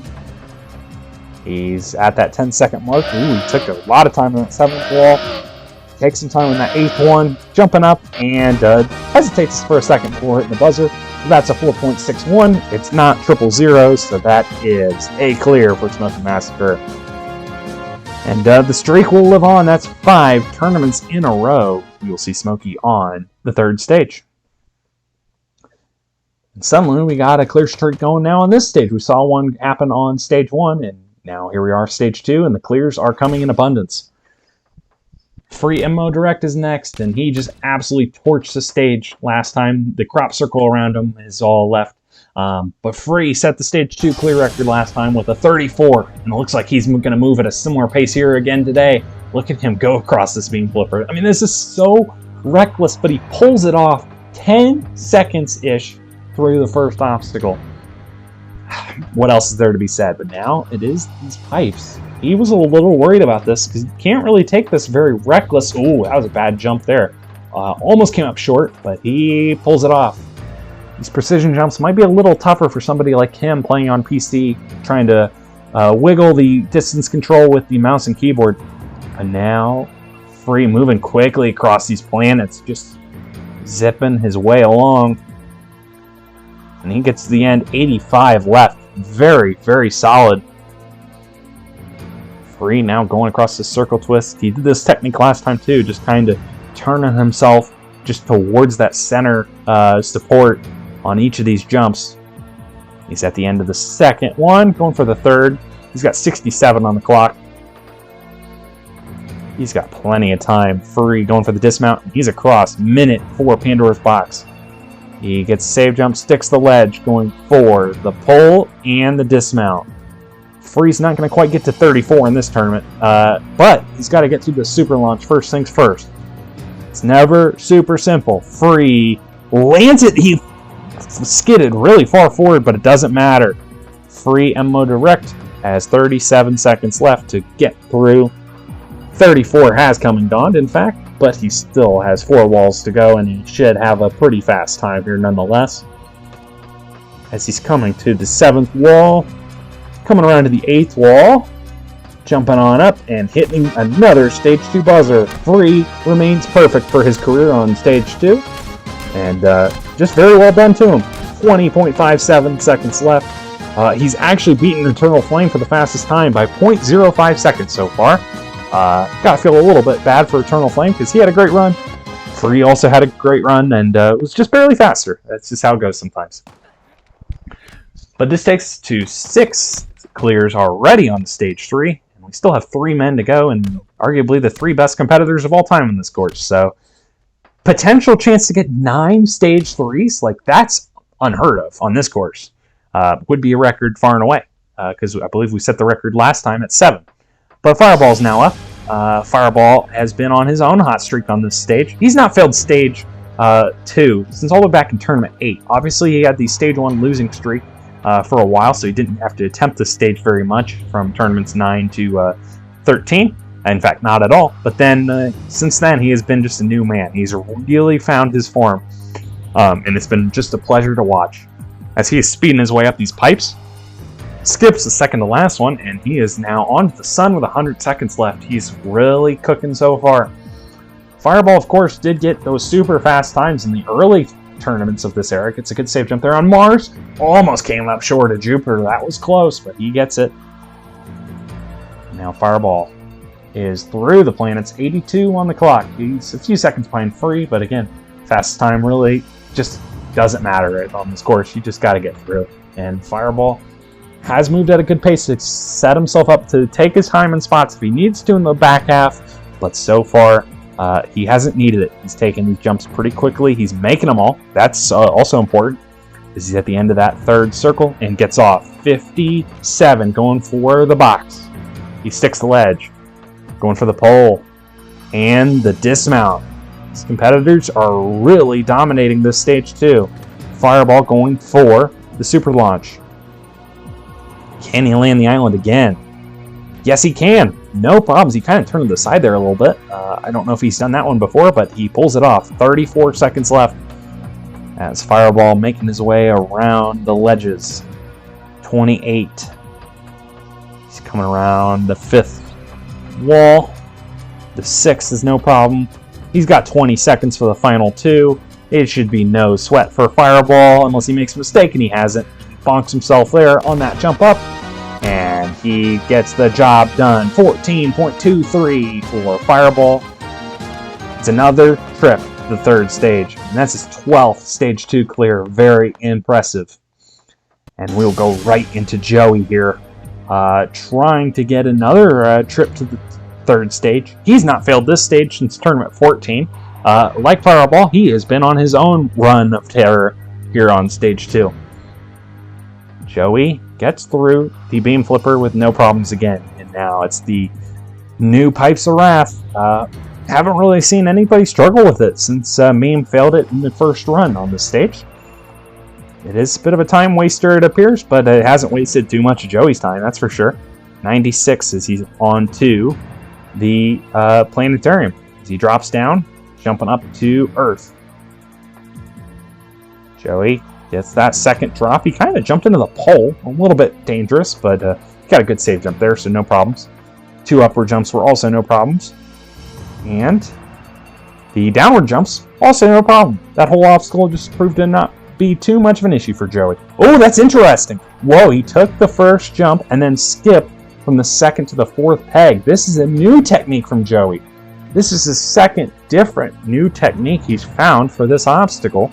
A bit interesting, but he's made it work, it appears. He goes to the dismount, and he gets across 50 seconds. He's going for Pandora's box. Sticks the ledge. Now going to go for the pole and the dismount. He's there, 43 on the clock as he's climbing up to the super launch. Joey Davis, eyeing it up. He jumps out and lands the island and does not really move once he landed. He just parked himself in place. Very well done. 28 seconds left. It should be plenty of time for Joey to get the job done. This would set the record for most stage 3s in a tournament with 8 if he can just get around these next few walls. Coming up to the 6th. Oh, a little bit of lag there, but he's okay. He's got 10 seconds for the final 2. Another slow clear time for Joey Davis, but doesn't matter. It is a clear 5.10. And there it is. 8 competitors now in stage 3. Just a sight to behold. It's never been seen before today here on Irish Warrior. Just solid job by our field. Nothing more to be said. Joey will continue on to stage 3 for his 13th time. And now it is Weapon Matt to potentially have an attempt to make it 9 in stage 3. Matt did beat this stage in the last tournament. He actually has not failed this stage since tournament 13. Again, partially aided. Whoa! This is different. He is going to use that very small corner at the end of the first beam. Matt is thinking outside the box here on the beam flipper. I highly advise against that. I mean, that's almost like impossible to stick. But Matt has used it to make that transfer to the second beam a little easier. Has cost him a couple seconds, but I don't know if it'll matter in the grand scheme. Matt, though, climbing his way up these pipes. Of course, he did beat these pipes, the former version of it, en route to total victory when it was on the final stage. He's beaten the Stage 2 version as well. Appears the Stage 2 version so far has not proved to be as difficult as the very scary, 100-jump final stage version of the cylinders. But he gets that first jump up to Jupiter and the jump to Saturn. The pole whip to get up to both of those. Playing it a little safe, but that's fine. He's got enough time. 70 jumping on to the circle twist. Weapon Matt. First circle is no problem. Going for the second one. He's got 58. Working his way around. Going to jump for the third. Weapon Matt is there. And that third circle, no problems there. No issues really. That whole obstacle. 45 seconds left. Weapon Matt going for Pandora's box. Gets a save jump. Sticks the ledge. Going for the pole and the dismount. 36. He's climbing his way up to the super launch. Last time he failed this stage, it was this obstacle that took him out. Weapon Matt jumps out and gets a save jump at the edge, but he is through. And Weapon Matt with 23 seconds left. Gotta keep it moving here a little bit, but he should be okay. 17. He comes around the fourth. It's going to be a little tight, but he gets around that fifth wall. Around the sixth, he's got 9 seconds for the last 2 walls. It's a little close. He gets hung up there on the 7th wall. Got to get around that 8th one quickly. He has, and gets up to the buzzer. 2.77 seconds left. The slowest time of the bunch, but he is, in fact, the 9th into stage 3. What a performance by the field here on stage 2. This is not an easy stage. But 9 people moving on. The new record. I mean, I'm not sure what else is there to be said. Just an impressive performance by this bunch.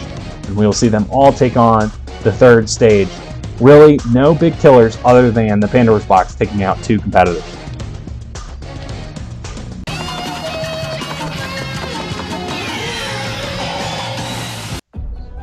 And now it's the 3rd stage for these 9. It is unchanged again. All begins with the discus throw. Never one to be overlooked. You got to jump your way across the 6 discuses, including that legendary drop to the 5th. And then it's the infinity rings.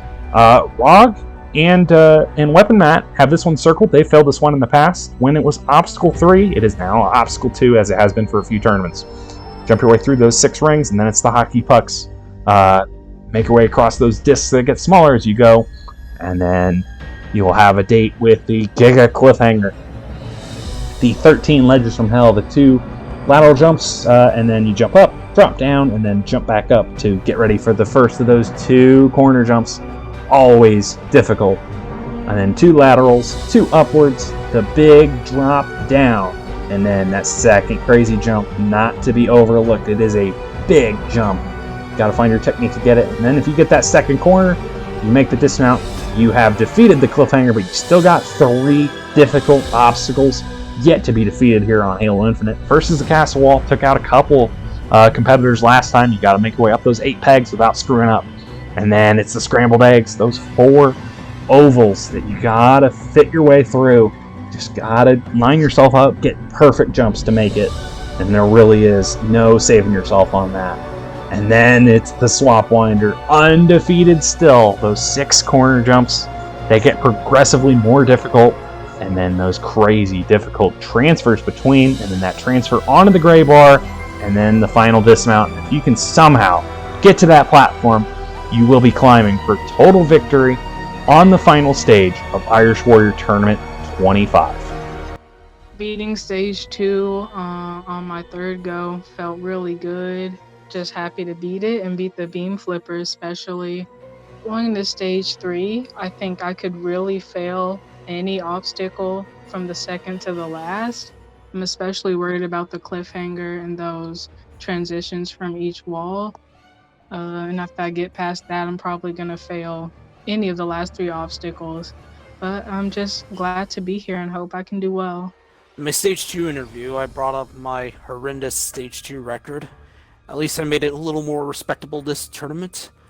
Now, when practicing for stage 3 this tournament, something peculiar happened, and I managed to clear the stage in practice.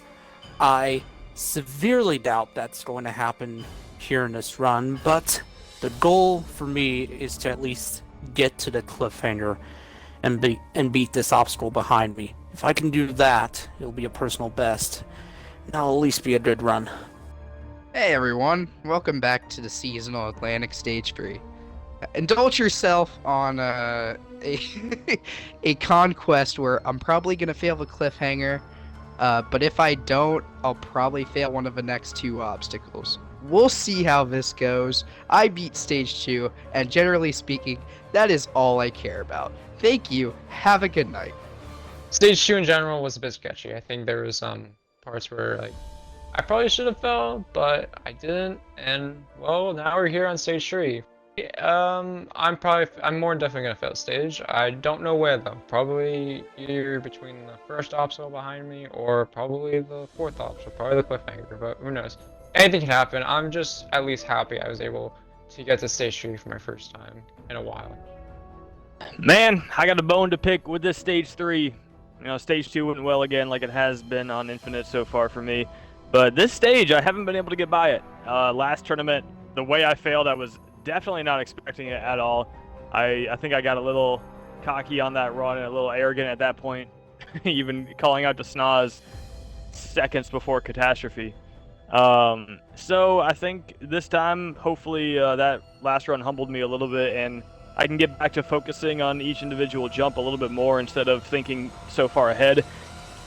Big concern is definitely the cliffhanger and that castle wall I failed last time. And then those last 2 obstacles, I know that I can do them. It's just a matter of making the right jumps at the right time. So I have the capability to beat this stage, but we'll see if I can put that into action. Oh, dude, stage 2, I was actually more nervous than before. That new second obstacle really did send me for a loop, but I was luckily able to get by it, and everything else was basically the same, so I didn't struggle too much. Cleared just fine. My nemesis here, the swap blinder. That is the obstacle I am ready to beat today, and I'm gonna give it my best shot. Stage 2 went smooth. I would say it went just as smooth as stage 1. Coming into stage 3, I would say I'm as confident as I've ever been coming into this stage 3. I know how to do everything. Um, I'm confident, I can say, on almost every obstacle. The goal is always to get through this stage. I haven't been able to put through a clean run yet. Um, I'm hoping to get deep. I'm hoping to, at least if I get to the cliffhanger, I think I can get to the last obstacle, and it's just making those corner jumps, taking my time with them, and hopefully we can get to the final stage of this tournament. But we'll see what it goes, and we're gonna have some fun. Stage 2, again, felt good on it. Stage 3, I failed the last obstacle twice now, and I'm really not happy about it. I really want to get back there and beat it. The stage is hard, but it's the same, so I feel like I should be able to do it, but there's definitely no guarantees. I can mess up anything, but the goal is to beat the stage, but we'll see what happens. Yeah, stage 2 felt nice. You know, it was a little slow, but at this point in my jumping career, I don't care about going fast. It's just get through the stage, and luckily I did with a couple seconds to spare there. This stage 3, can I beat it? Absolutely not. Can I maybe do better on the castle wall? Let's hopefully do that. That's definitely what I'm hoping for, is to maybe beat the obstacle. 0 for 3 on it's definitely not 1 for 4 on it's definitely not a good feeling. So we'll see what happens, but 17 stage 3s is something to feel good about. Well, here we go. The record field is now ready to take on stage 3. We will begin with the only competitor taking it on for their first time, Eternal Flame. 7 obstacles, no time limit, as always. Oh man, a little close. He kind of jumped into that center pole on that drop, and then a little sketchy on the jump up as well, but it doesn't matter. He's gotten through. And now it is the Infinity Rings. He gets a safe jump there on that third one. One for the 4th. He gets the 5th and the 6th. Eternal Flame is through 2 obstacles, so he's now on to the hockey pucks. He's going quickly here. No, he's going to now use that center one to get lined up. He gets a bad jump, and he comes up short. He got like a frog jump there, going from 3 to 4, and that is a bit of an unfortunate way to go down. He just kind of made a mistake. He just got a bad jump there, and that is it. Still, a run to be proud of, and hopefully one he can build on going forward for Eternal Flame. He's got a lot of talent, and we've seen it here in this tournament. But now, we have 8 to go. It's Rog's time to shine. He is taking this discus throw nice and slow, just making sure he gets these upward jumps, which, hey, I don't blame him. We see a lot of people go really recklessly through those upwards. He gets the safe jump on the drop and jumps up. Got bumped a little bit, but it doesn't matter. He is through. Rog taking his time here. I don't blame him. And now, Rog taking on the obstacle that got him in Tournament 21. He failed right at the end. These jumps are all the same, but you just gotta make sure you execute. They're tougher jumps than they appear.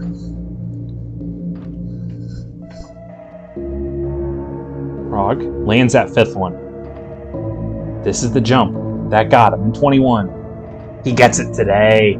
Going for the dismount. He's across. Now in Tournament 21, the Precision Pyramid was Obstacle 2 and the Infinity Rings were Obstacle 3. Unfortunately today, he's got to beat the hockey pucks to technically set a personal best. We just watched Eternal go down here on this jump from 3 to 4. Rog had the right idea there though, and he has gotten through. And now going from 4 to 5. Again, these pucks get smaller as you go. Very small landings on these last few. The 6th one is very difficult to stick. And most people will choose not to stick it. They just choose to go off of it like Rog has just done. And now Rog, for his first time, will get a crack at the cliffhanger. It looked like he might have shot the final stage there. I mean, we did hear Rog mention he did beat the stage in practice. He shocked himself greatly with him getting a clear in practice. But this is the run that matters. See if Rog can pull it off as he gets the drop, jumping up to the 5th ledge. The corner jump here is the first big litmus test here on this obstacle. Can he pull it off? Frog jumps and gets the first corner. Very solid. He's now got the first lateral jump. Was a little close there. And he's not used the full ledge to get the second one. He gets a slide. It was a little close on both of those, but he has gotten through. Now, first jump up. The second one is a little bit bigger, a little tougher. Rog gets it, though. And now, going for the drop. Save jump. Rog has gotten it. And now, it is the second crazy jump. He goes for it, and he comes up short. Rog down on the crazy jump. The big drop down to the second to last ledge. It is a tricky jump. Not a ton of people have failed it before. But again, any jump on this cliffhanger is tough. And it was a solid first effort at this cliffhanger. But unfortunately, Rog just looks like he just didn't get a super clean jump off. He tried to back himself into the wall to get full momentum. Looks like he just didn't get his full sprint activated there. I think he could have gotten, just a little bit more out of that jump and he would have made it. He had the right idea. Again, a lot of different ways to make this jump. I think it was a perfectly fine technique to go for. He just didn't pull it off. That happens sometimes, but great tournament for Rog. Again, personal best has got to feel good. Hopefully he can build on that run going forward. And now we got more people fleeing from Atlantic Champ. And now he will get his third attempt here at Stage 3. Tournaments 5 and 19. The cliffhanger took him out. Sorry this run looks a little framey, and you see the little recording in the side. Goes for the drop on the discus throw. Okay, he gets that. All right. Yeah, the recording screwed up here, so I had to use my backup recording for this. So please disregard the bad video quality for this run. But he's going quickly here across these infinity rings. He did beat the infinity rings in Tournament 19. He gets a save jump there on that fifth one. And the sixth one going right for the dismount, and he gets through. Atlantic now taking on these hockey pucks. I believe he's a pretty big Pittsburgh Penguins fan, so, hockey pucks hopefully will not be too mean to him. So far, he's handling them well. He's save jumping all of these. Going for that last one. And the dismount, he is there. Atlantic will now take on the cliffhanger. 0 for 2 on cliffhangers in his career. Ooh, getting a couple save jumps on that second ledge. It was a little close. But he gets up to the third. Going for the drop. Save jumps, he's good. Jumpy up to the fifth. And now he's going to set himself up for the first transition. Taking his time. Atlantic. Save jumps. He gets the first corner. Well done there to Atlantic. He's gotten the first lateral jump. He's been slow and methodical here. He knows how much a cliffhanger clear would mean. He's just got to stay in the moment. He gets that second lateral jump. It's now the two upwards. First one's good. Goes to the second. Oh, he bounced a little bit, but he's good. He went straight for this jump in 19, and that's what cost him. He's going to stop on this ledge today. Take it wisely. I think that makes sense to me. He's going to go for the double jump. He gets it. Atlantic's best run so far in the Giga Cliffhanger. Just one jump to go to beat it. Atlantic gets a super low save jump, but it's a save jump nonetheless. It keeps him alive, and it gets him a cliffhanger clear. Atlantic's first cliffhanger clear on Irish Warrior. It's got to feel good, but he's still got 3 obstacles to go. The final stage is within his grasp.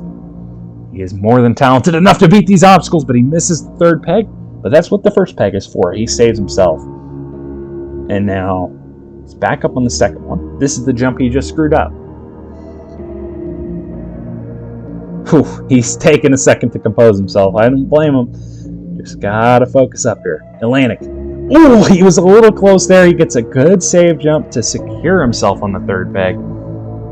These are difficult jumps. I mean, that's why this obstacle is here in Deep Stage 3. He's on that fourth peg. He is taking his time. Again, we've seen Atlantic in the past. He's gone very quick on a lot of Stage 1, Stage 2s. Really, Stage 3s. He's taking his time here. Really lining up these jumps. He misses another jump, but he saved himself, I believe, on the fourth peg.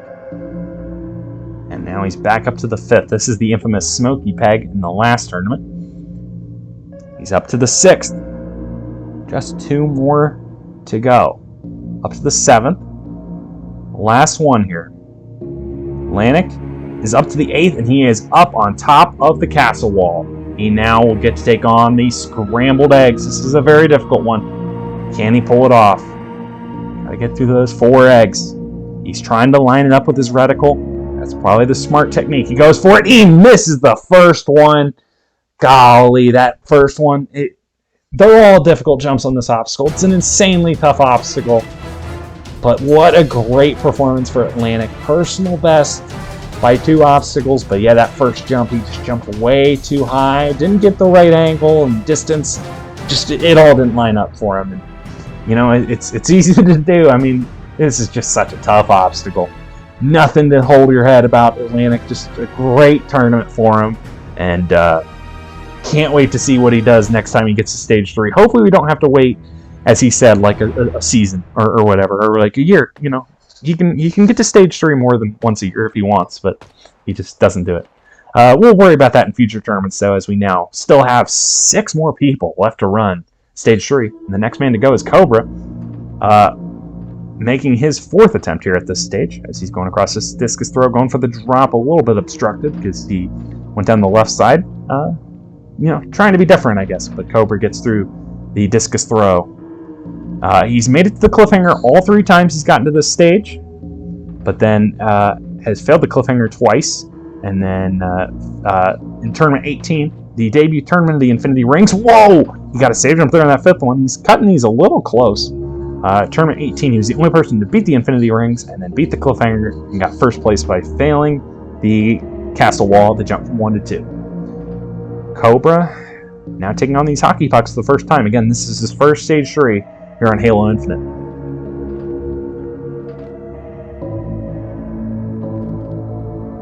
Cobra looking good. Save jumping around that last one. Ooh, he got an extra jump. I looked a little uncommitted there for a second, but he is good.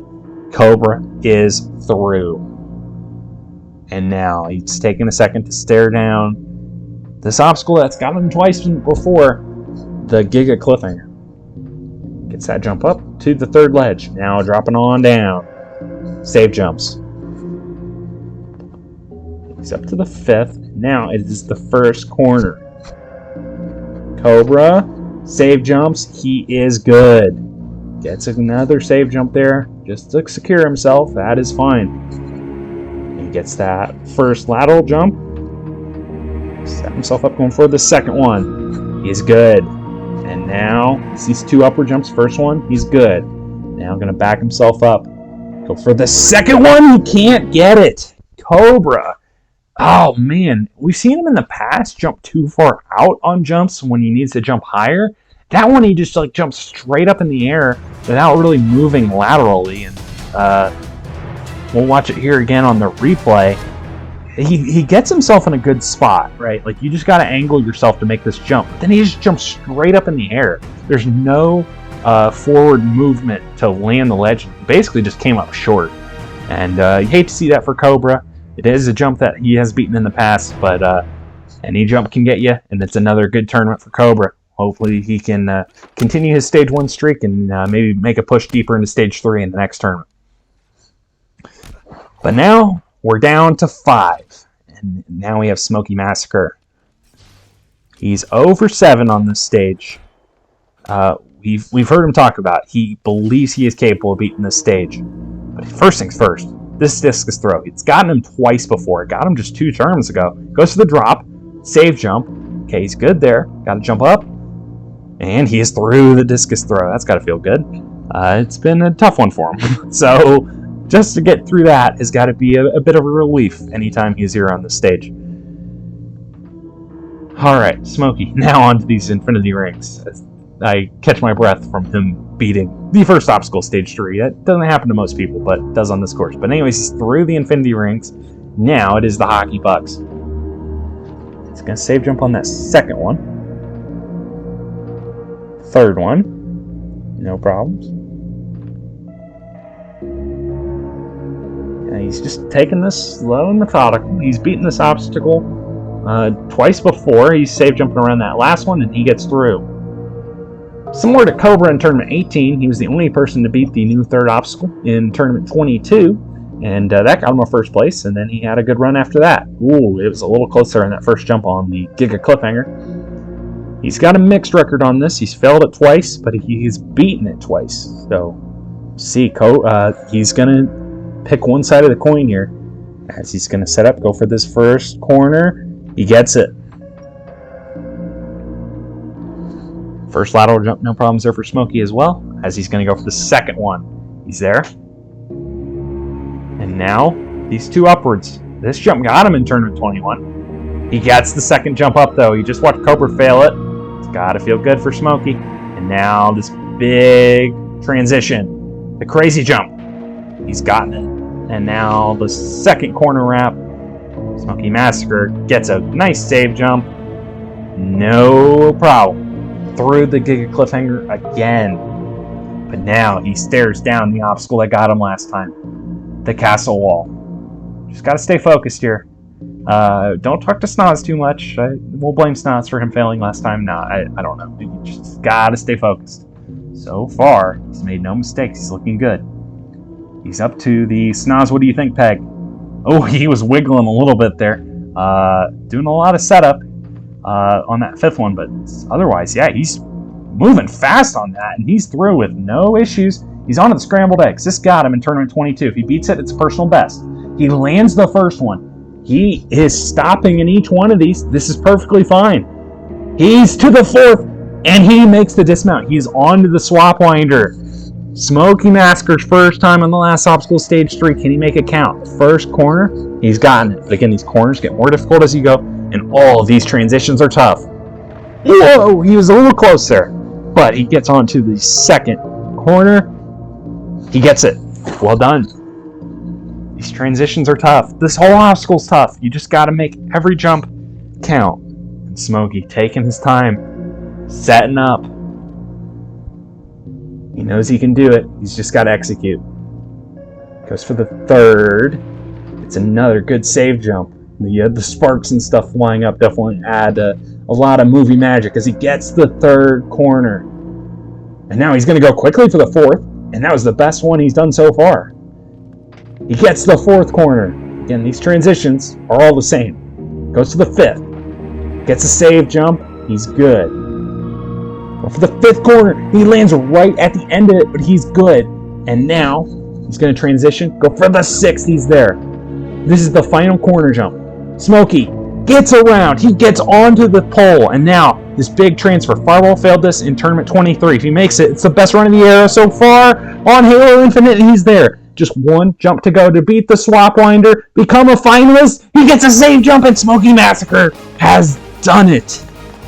On his 8th Stage 3 appearance, it has finally come all together for Smokey Massacre.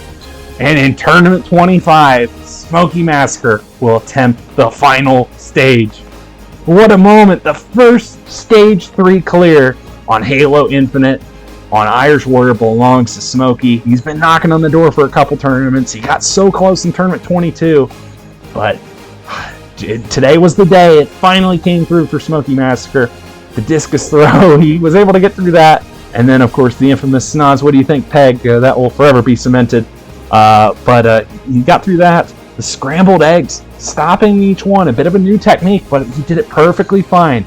Allowed him to set up, get the perfect distance for each of these jumps. And then the swap winder is so tough. He took his sweet time on it, but he was able to nail all the jumps. Yeah, he wasn't without a few close calls, but he was able to get them all executed. And then this final jump here onto the gray bar. Got Fireball, like I said, in Tournament 23. This is a huge jump. I mean, it's the same as all the other ones, but it's a big jump. And it was close. He got a good save jump there. And then I couldn't even really set up this final jump because, again, this is a big jump, but Smokey went right for it. And it was close. Look at the save jump required to become a finalist. He almost threw it away, but it doesn't matter. Smokey Massacre going to the final stage. Yeah, one more. One's pretty much the same as the last one. You got this. This jump's fat. This jump's fat. Nice. That's money. This jump isn't as big. You can use the pole for run up if you need to. Let's go, Smoke. Let's go! Oh my goodness. Stage 4. Holy, what a beast. That was We just beautiful. figured out what he needs. Dude, I and he's toenailed farming that. there telling him how he could possibly Yeah. That was beautiful. Thanks for the coaching, Fireball. Yeah, that was pretty Beautiful. I'm not gonna lie. I can't believe you just send it for that last jump. Like you can use the No, pole. he's got a strat. He doesn't. Nah, dude, to be fair, I've been always made it watching like that. Smokey do this stage for a while. When he gets here, Fireball, he never fails the final jump, like ever. Well, for the first time in 5 tournaments, we will see somebody attempt the final stage. But we still have 4 more people that would love to join Smokey. There's a mouse cursor. As free MMO Direct. We've seen in the last tournament, he's more than capable of doing it. He got first place in the last tournament with just a few jumps short of getting to the final. First things first, discus throw. He sticks the 5th one. Whoa! Bit of an erratic dismount, too. That was not the textbook discus throw, but he's gotten through nonetheless. And now he is speeding his way along. These infinity rings, free, is just flying along. I mean, this is just the way he jumps. He's like the new Fireball. Just goes fast everywhere he can. I don't know if it helps him or what the deal is, but free going through these hockey pucks. Again, this stage is exactly the same as the last tournament, so if he can just get through these first 6 obstacles again, he will get a rematch with the Swap Winder. But the Giga Cliffhanger is never one to be overlooked. It's always tough. First drop. Oh, yes. Well done. He goes right up to the 5th. And now it is the first transition. He's going to do that sideways jump that he did last tournament again and get through with no problems. And the 2 laterals were no issues there. And now it's this second upward jump.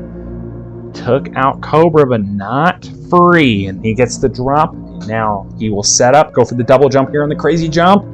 He gets that. 1 jump to go. Free. Gets a save jump there on that corner. And he is through the cliffhanger 2 tournaments in a row. He's back to within 3 obstacles of the final. And now free will take on the castle wall.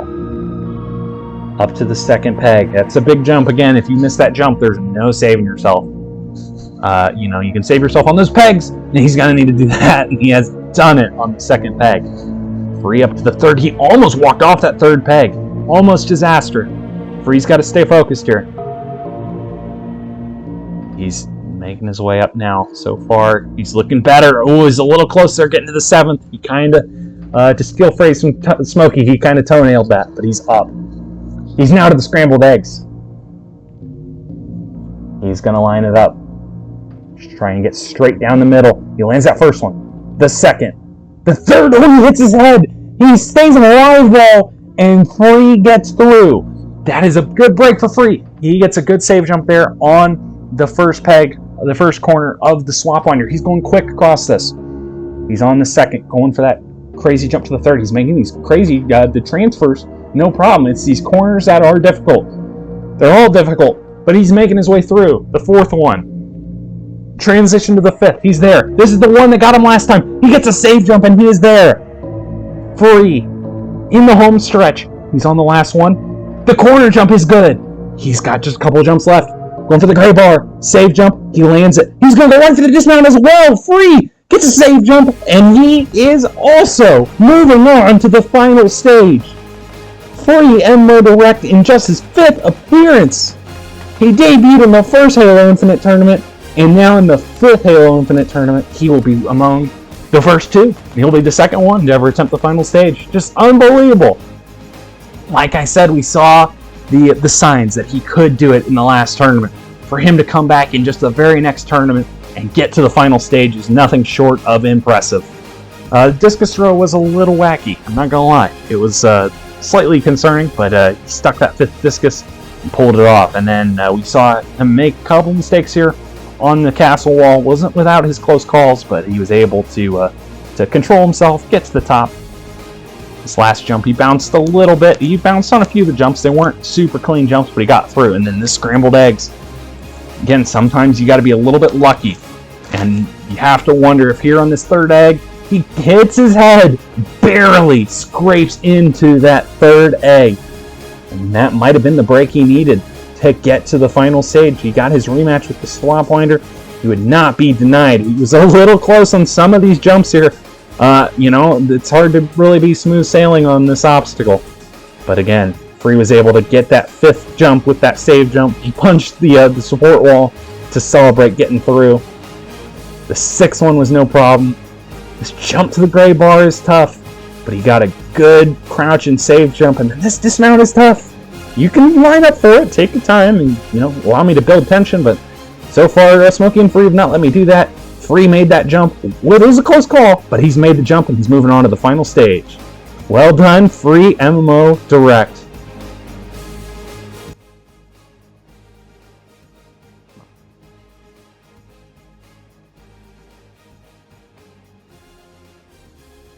Let's go! MMO. Let's go! Oh, Is this your first final stage, MMO? Yes, it is. It is. Well, for just the second time in Irish Warrior history, again, this is tournament 25, for just the second time we have multiple people moving on to the final. We have the possibility of getting up to 5 people to the final stage. I mean, all 3 of these final 3 competitors are capable of doing it. Fireball up next. Fireball going for the discus throw drop. Save jump, he's good. The last tournament in which Fireball was not here on stage 3 was tournament 18, in which he failed stage 1. Otherwise, he's just been on an absolute rampage. Literally, that's the only tournament since tournament 14 in which Fireball hasn't been on stage 3. Infinity Rings, he didn't do that as fast as he has in the past sometimes, but he's through. He's now onto these hockey pucks. He's failed it before, but he's just moving with reckless abandon today. Getting a couple double jumps here on these final few pucks, and gets on through. It's now the Giga Cliffhanger for Fireball. He's had his battles with this obstacle before. He was the first person to ever beat it, but he's also failed it a couple times. He sticks that 4th ledge going right for the 5th. It's now the first corner. Fireball gets the save jump. First lateral jump, good. On for the second one. No problems there as well. Right up to the first upward jump, going right for the second. He comes up short. Fireball out on the cliffhanger. His first time failing this cliffhanger on Halo Infinite. He had been 3 for 3 on it on this game, but unfortunately, this second upward jump, he might have been a little bit too far forward. Kind of the opposite mistake of what we saw from Cobra. He jumps too far out and doesn't get the lift to make it onto that final upward jump. Hate to see that, and that was the jump that he made famous by doing the triple spring or whatever on Halo 5. He can't do that anymore. No more spring jumping, and that jump got him. That jump finally gets its revenge. But now it's Joey Davis. The discus throw, always a challenge for him, but he gets the drop and gets through. Again, I should give Joey credit. I mean, you look at the last 10 screen. He's not failed it now in his last 11 attempts at this stage. Pretty impressive. But Joey Davis now taking on these Infinity Rings. Yeah, Joey failed the discus throw in Tournament 10 for those keeping track at home. But yes, through the Infinity Rings and now onto the hockey pucks. He's sticking these and then kind of getting the whip around. He looks like, oh yeah, he's going to stick the 5th one. Now this last one is very skinny, but he is going to stick it and get off it. All right. Again, multiple ways to get through those difficult hockey pucks. But, just matters. All that matters is just getting through. So Joey gets that upward jump. Now the drop, save jump, up to the 5th. Joey going for that first corner. And he gets it. Joey's beaten this obstacle. I don't mean to jinx him, but I gotta say the facts. He's beaten this obstacle 6 stage 3 appearances in a row. 6 stage 3 appearances. 2 lateral jumps for no problem. This jump has now taken out 2 competitors today. He goes for it. He bounces a little bit. Wasn't perfect, but he gets the job done. And now Joey runs into the wall, going for the crazy jump. He lands that crazy jump, and now it's the second corner. Joey gets it. He is through the cliffhanger. Again, he owns this obstacle, apparently. But now it's the final 3 obstacles. Castle Wall has never really given him problems. He's never failed it. He's made a few mistakes on it before, but he's always found a way to recover. That was close on the 3rd one. He almost came up short. Fourth one is a little better. He bounced a little bit, but he's fine. Going up to the fifth. Gets a save jump. So far, so good. Doesn't matter how you do it, you just got to make these jumps to get up to those eggs. He's up to the seventh. One more for Joey. He's up. And he's to the scrambled eggs. He's 2 of 3 on it. Joey, speeding his way along, going quick, and executing.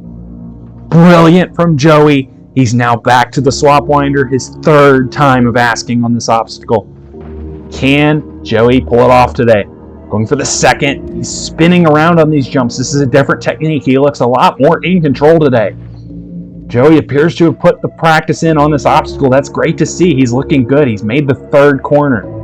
Going now to the 4th. He's on the front peg, going to the back. Yep, he's good. And now the transition to the 5th. He's there.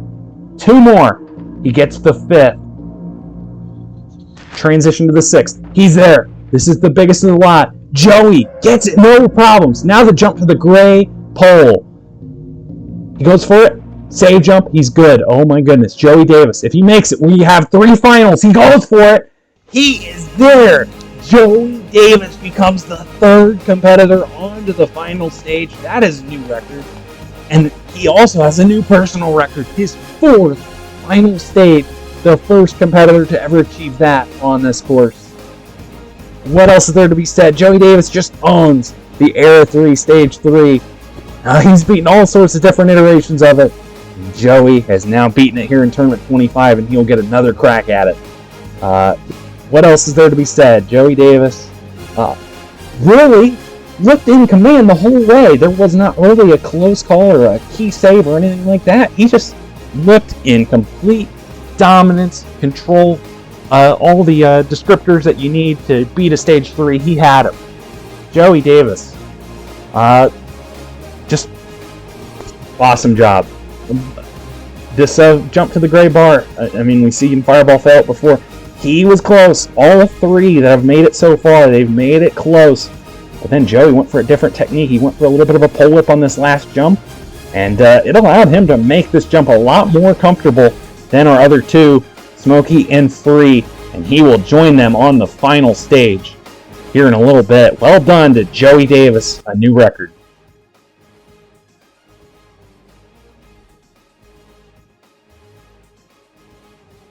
Four finals, baby. Let's go! Hey, so you know Did when you were on. Did anyone notice what I noticed in particular about that run? On the 2nd corner cliffhanger, he stuck it. Like he didn't even need a save jump. Did anyone see that? Yeah, he stuck it. I saw that. Joey, Like, I'm not gonna stuck it lie. around When the you were corner. on. You almost didn't even need a save jump, dude. That's insane. Hey, Rish, I would just like to Irish point out. disconnected. You'll have to run again. This is the first course I have reached 4 finals I find it, Irish, are you muted? I find it very interesting you're not talking. No, you. Well, maybe I'm just recording audio, Snoz, and also hope you enjoyed the correction of him actually not sticking the final cliffhanger jump for you, Snoz. But, I digress. It's fun to have fun at Snoz's expense. But either way, we're on to Weapon Matt. This is just a crazy position for Weapon Matt. He's ran before with 1 person on the final. As he drops, gets the discus throw with the save jump. I believe that's is that Chumpy on top of the discus throw spinning around? He was doing that in the intro as well, and I just failed to mention it. Weapon Matt has the chance to do something that has never been done in Halo jumping history. Think of all the tournaments that have ever happened. There has never been a tournament with 4 final stages. And Weapon Matt attempting to make that a reality. I know he said he's not very confident. He doesn't think there's any chance he beats the stage. I think he's got the talent to do it. I mean, he is the 2-time grand champion. He's got plenty of talent. But he's on to the hockey pucks. Again, this stage, all the same as last time, so he's just got to find a way to push through. So far, he's looked pretty in control. Oh, a little closer on that 6th puck, but he will wiggle his way all the way around. A little dangerous, but he is through. And now, Weapon Matt versus the Giga Cliffhanger. See how he goes here. He beat it in the last tournament. He jumps up to the third ledge. Now dropping down to the fourth. Save jump. He's good. Up to the fifth. It's now this first corner. He's shooting at it. He did fail it in tournament 14. Let's see how he goes here. Oh, he was a little off to the side, but he gets a good save jump, bring himself back in. He is there. First lateral is good. Weapon mat number 1000. Gets that second lateral jump. He's now got these two upper jumps. First one's good. Jumping up to the second, he doesn't get it. That jump has been brutal today. Weapon mat becomes the third victim of just that jump. And believe it or not, he's failed that one before. He failed it in tournament 15. Weapon mat, tournament 15 and now tournament 25. It's this exact jump that got him. Halo 5 looked a lot different, didn't it? Unfortunately, he just came up a little bit short as far as getting the angle correct. Maybe he was a little bit too far back on this ledge. Today, he kind of was in the middle of the ledge and just didn't get the sprint up, just didn't get far enough out to get that jump. Got to be perfect as far as height and distance. And unfortunately, while we do lose Weapon Mat, we have an unprecedented 3 competitors moving on to the final. Smokey, Free, and Joey will have their chance to become a new grand champion. Can any of them do it? We're about to find out.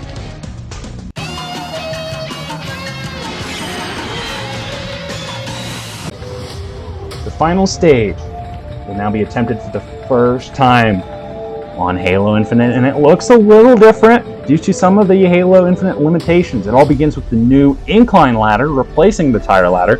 Similar in concept, you just now have a little bit more of a traditional salmon ladder to get up.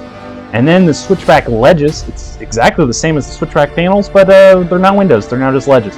Make your way up to the top and then transition onto that cubic chaos. This is basically the same, other than it's a new game and you gotta make the dimensions and everything else are all the same. Gotta make your way up these 16 cubes, get up to that yellow cube, jump up the big jump to the finish line, run over and hit the buzzer.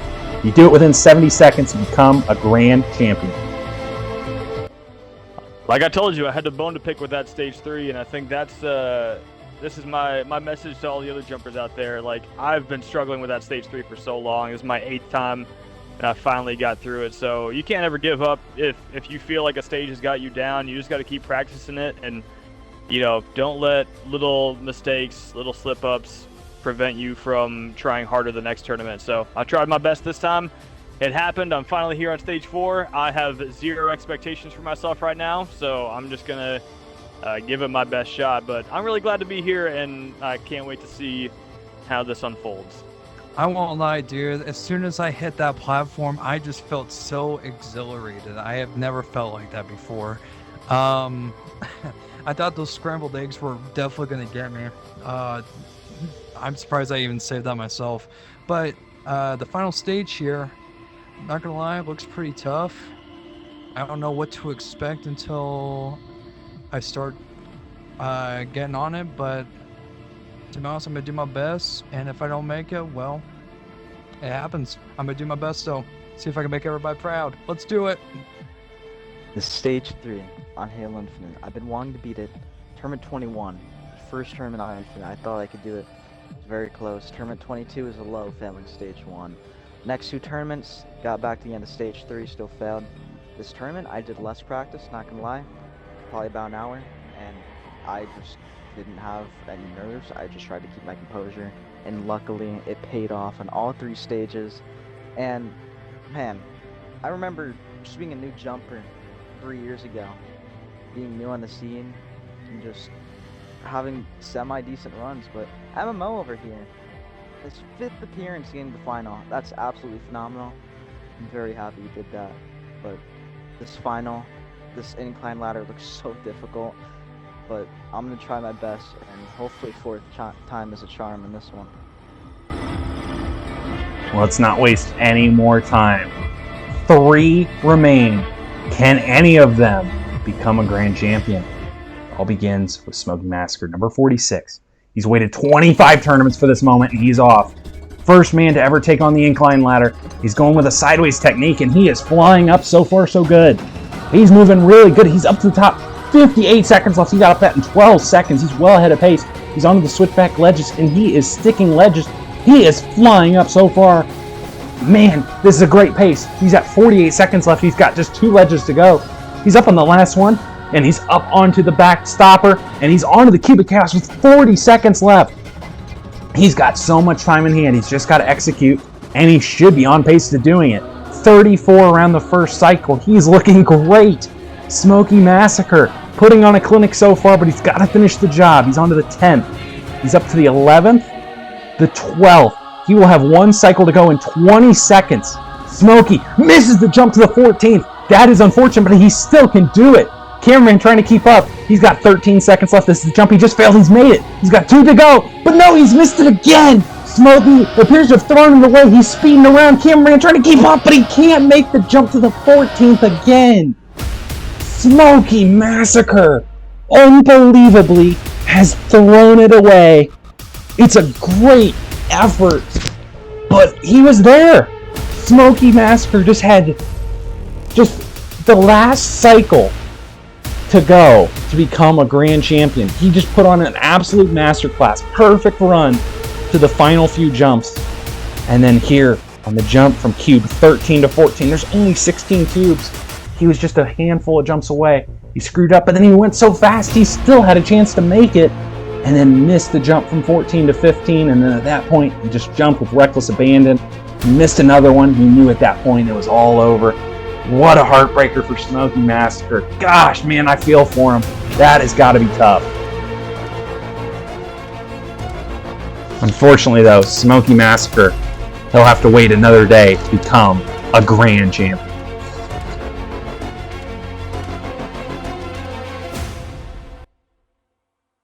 Take your time. Oh no. Keep going, keep going.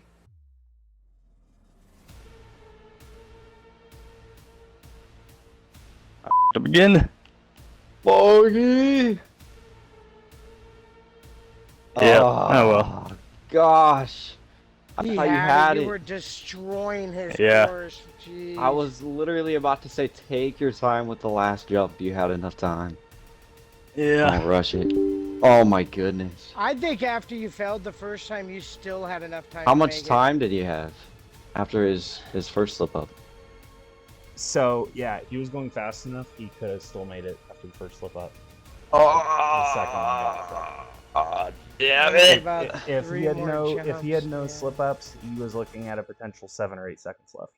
Like Jesus Christ. He was annihilating. he was that perfect obstacle. on the ladder. Man, I can't be mad about that one. That was a lot of fun. That final stage it's a long one. It's a marathon, you know. You don't see a lot of final stages that require that much focus over that long a period of time. So I'm just really happy to get here. I'm really happy that I gave it a good shot. I had a chance at total victory right there, and I rushed it. You know, I didn't have to go so fast on those last few jumps, and that's what's going to haunt me about that run, I think. But either way, you know, just getting to the final stage and putting up a good effort is more than I could ask for. So I'm happy with that. And now I know next tournament's just going to be a whole nother beast to take on. So yeah, I'll just have to start getting ready for that and see if maybe this is something I'll have another shot at in the future.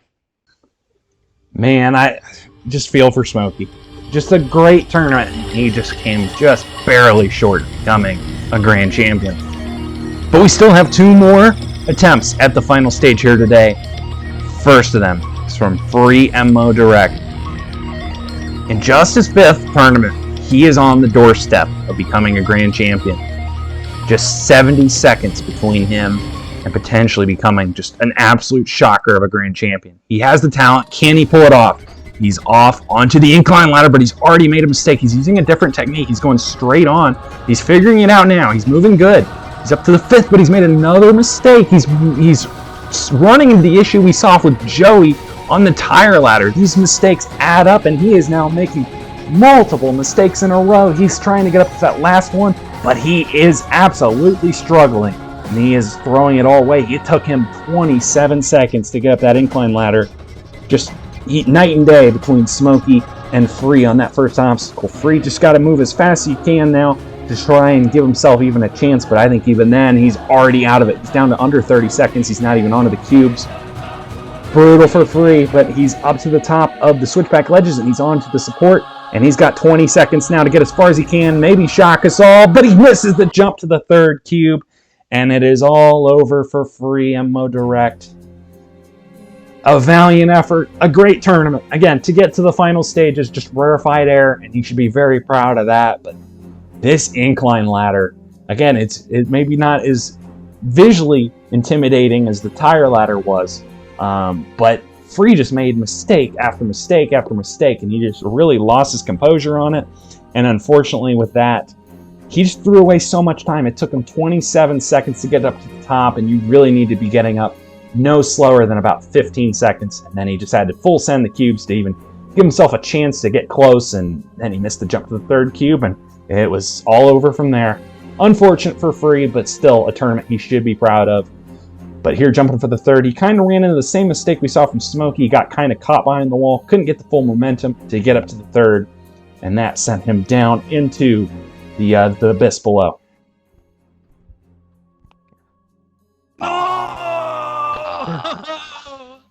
I'm gonna be honest, dude. I don't think you had enough time, but that was still. No, 20 seconds left. No, there's no way. That was still. I mean, was first still incredible. Free. That That first was- section. You got to the third section, dude. That first section Yeah. was screwing me up real bad. I was just like, oh shit. I think if you had less slip-ups, I think there definitely would have been a chance there, but... Yeah, was a good well, run. as soon as I got up there and he said 20, I'm like, okay, I gotta try to speed up, and then I just jumped off by mistake. Yeah, the incline ladder was really screwing me up. It's just that 7 degrees was all it took to really mess with me, because I'm not used to slanted jumps like that. By the time I got to the cubic, literally, time was running short. I'm like, I'm gonna try to send it, and I just happened to fall right off when I went for that second jump. Overall, as a tournament, dude, I feel great. I feel great. This was a big accomplishment. Finally, getting a final stage, and 5 appearances, not too bad. Not gonna lie, but I appreciate everything and support from everybody. And just like that, we're down to the last man standing of Tournament 25. And just like how it was in Tournaments 17, 19, and 20, Joey Davis, the last man standing, the last man with a chance here on the final stage. He's attempted this final stage. Obviously, it's a little different now on Halo Infinite with the new first obstacle, technically new second obstacle, but Joey knows what he needs to do. It's a very similar feel. Obviously, the tire ladder being replaced by the incline ladder, it's a little different, but it's the same premise. See if Joey can pull it off. If fourth time is the charm. He is off for his 70 seconds. He's made the first jump. He's made it up to the second rung. That's already an improvement from Tournament 20, thankfully. But now he's speeding his way up, doing this sideways technique.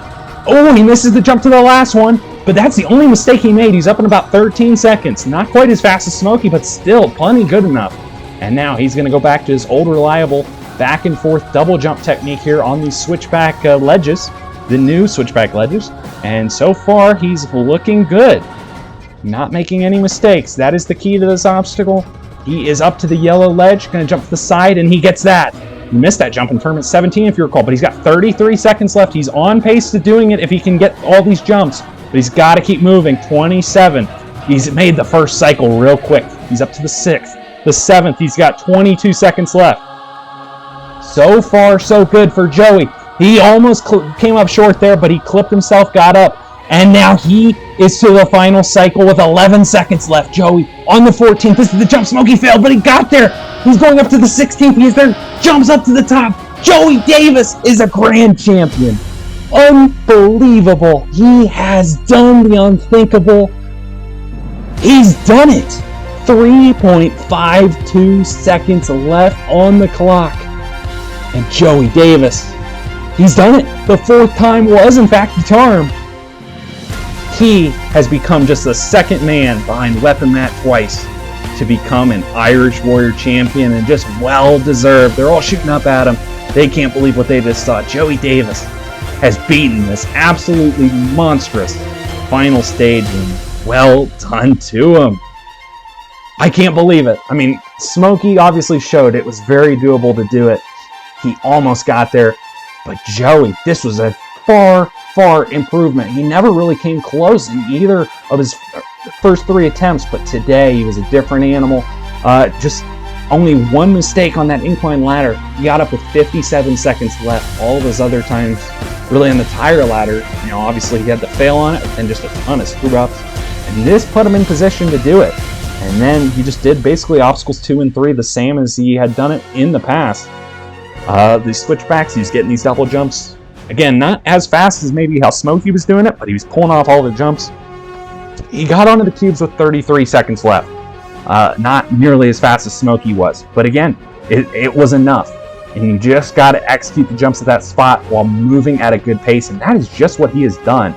And Joey, at that point, he's up to the 9th cube. He was halfway at 19 seconds left. He took only 14 seconds to do the first half.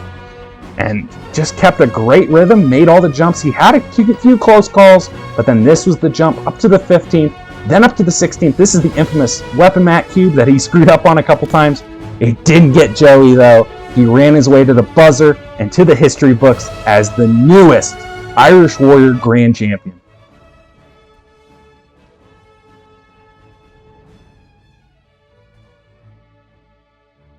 Oh my god. Oh my Let's god! go! Let's go!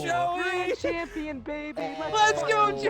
Let's go! Let's go! The Did he curse have the is time? over. He got a total victory Yes! outside of Tosque. Let's go. Let's go! Nice. Let's go. Oh my god. First ever total victory on Infinite. Let's go. I'm proud, dude. I'll bet you Joey got nervous after the first section because he did it so fast. He knew if he just executed, he could do it. Definitely, I dude. cannot believe That first section you did so. Come on, Joey. Jump on down, buddy. Hang on. Oh, Jump on the... Wait. Oh, Come on, save it, save it, save it. Wait. Climb it again, climb it again. just climb it again. A few moments later. Man, I feel so great right now. I'm trying not to use any expletives for Irish's sake, but man, I feel just phenomenal. It's been 3.5 years in the making. I remember just starting out in this course, 0 for 7 on stage 1. Just gone from that to 16 stage 1 clears, 4 finals. Having that record, it feels so good. This final, I honestly think this is the hardest final I've attempted on Irish's course. And the fact that I was able to beat it makes it all the more sweeter. I'm in shock right now, to be honest with you. I never thought I'd actually win a course that wasn't Tosque, but man, it feels so good. And I do want to say, for MML, he still had a great run. I'm very happy he got to this final stage. And I'm sorry to everyone for ruining next tournament by having Irish make a renewal, and it's probably going to kill everyone, so hopefully I can continue this on. Still get to stage 3s in next tournament, and then do what Matt did, become a 2-time grand champion. Woo! Come on, Joey. Come on, Joey! Come on! Joey. I can't make that. I got him! I got him! No! I killed him. God. I don't know about Body. you guys, but even though it's supposed to be harder, we need a new map on Irish. We need the whole. How many new tournaments has it been since Hey, we at were least it playing? gives you an excuse to use water on your next tournament. It's been 14 tournaments, right? This Since was the the renewal, longest or era, yes. 14. Jesus. Well, Joey Davis's road to victory has been complete. Who would have thought back in Tournament 1, Joey Davis 808. What a great gamertag. You know how great it was back in the day. Joey Davis started out so slow on this course. He kind of was a bit of a laughingstock. It took him 8 tournaments to even beat stage 1. Puts Freeze 5 tournaments to get to the final a little bit more into perspective. But then in Tournament 9, he broke through with a crazy fast 28 seconds left to beat stage 2. And then that really was the launching pad. Joey Davis was off to the races. He had his struggles on stage 3. It took him 7 tries on stage 3. But in Tournament 17, Joey got to the final. And then this final stage, it's kind of been a bit of the summing up of his whole career. He struggled with it at first. He failed it in Tournament 17 by timing out. Tournament 19, he was running low on time, screwed up on that 12th cube. But then Tournament 20, a bit of a heartbreaker. He failed that jump up to the second tire. And it looked like it could set him back, but then he's just come out swinging on Halo Infinite. Finally today, on his 4th try at the final stage, he put together a fantastic run. He got to the top with 3.5 seconds left, and Joey Davis has firmly put himself into the history books. He has become an Irish Warrior Grand Champion, and it is thoroughly deserved. Congratulations to our 2nd Grand Champion, Joey Davis.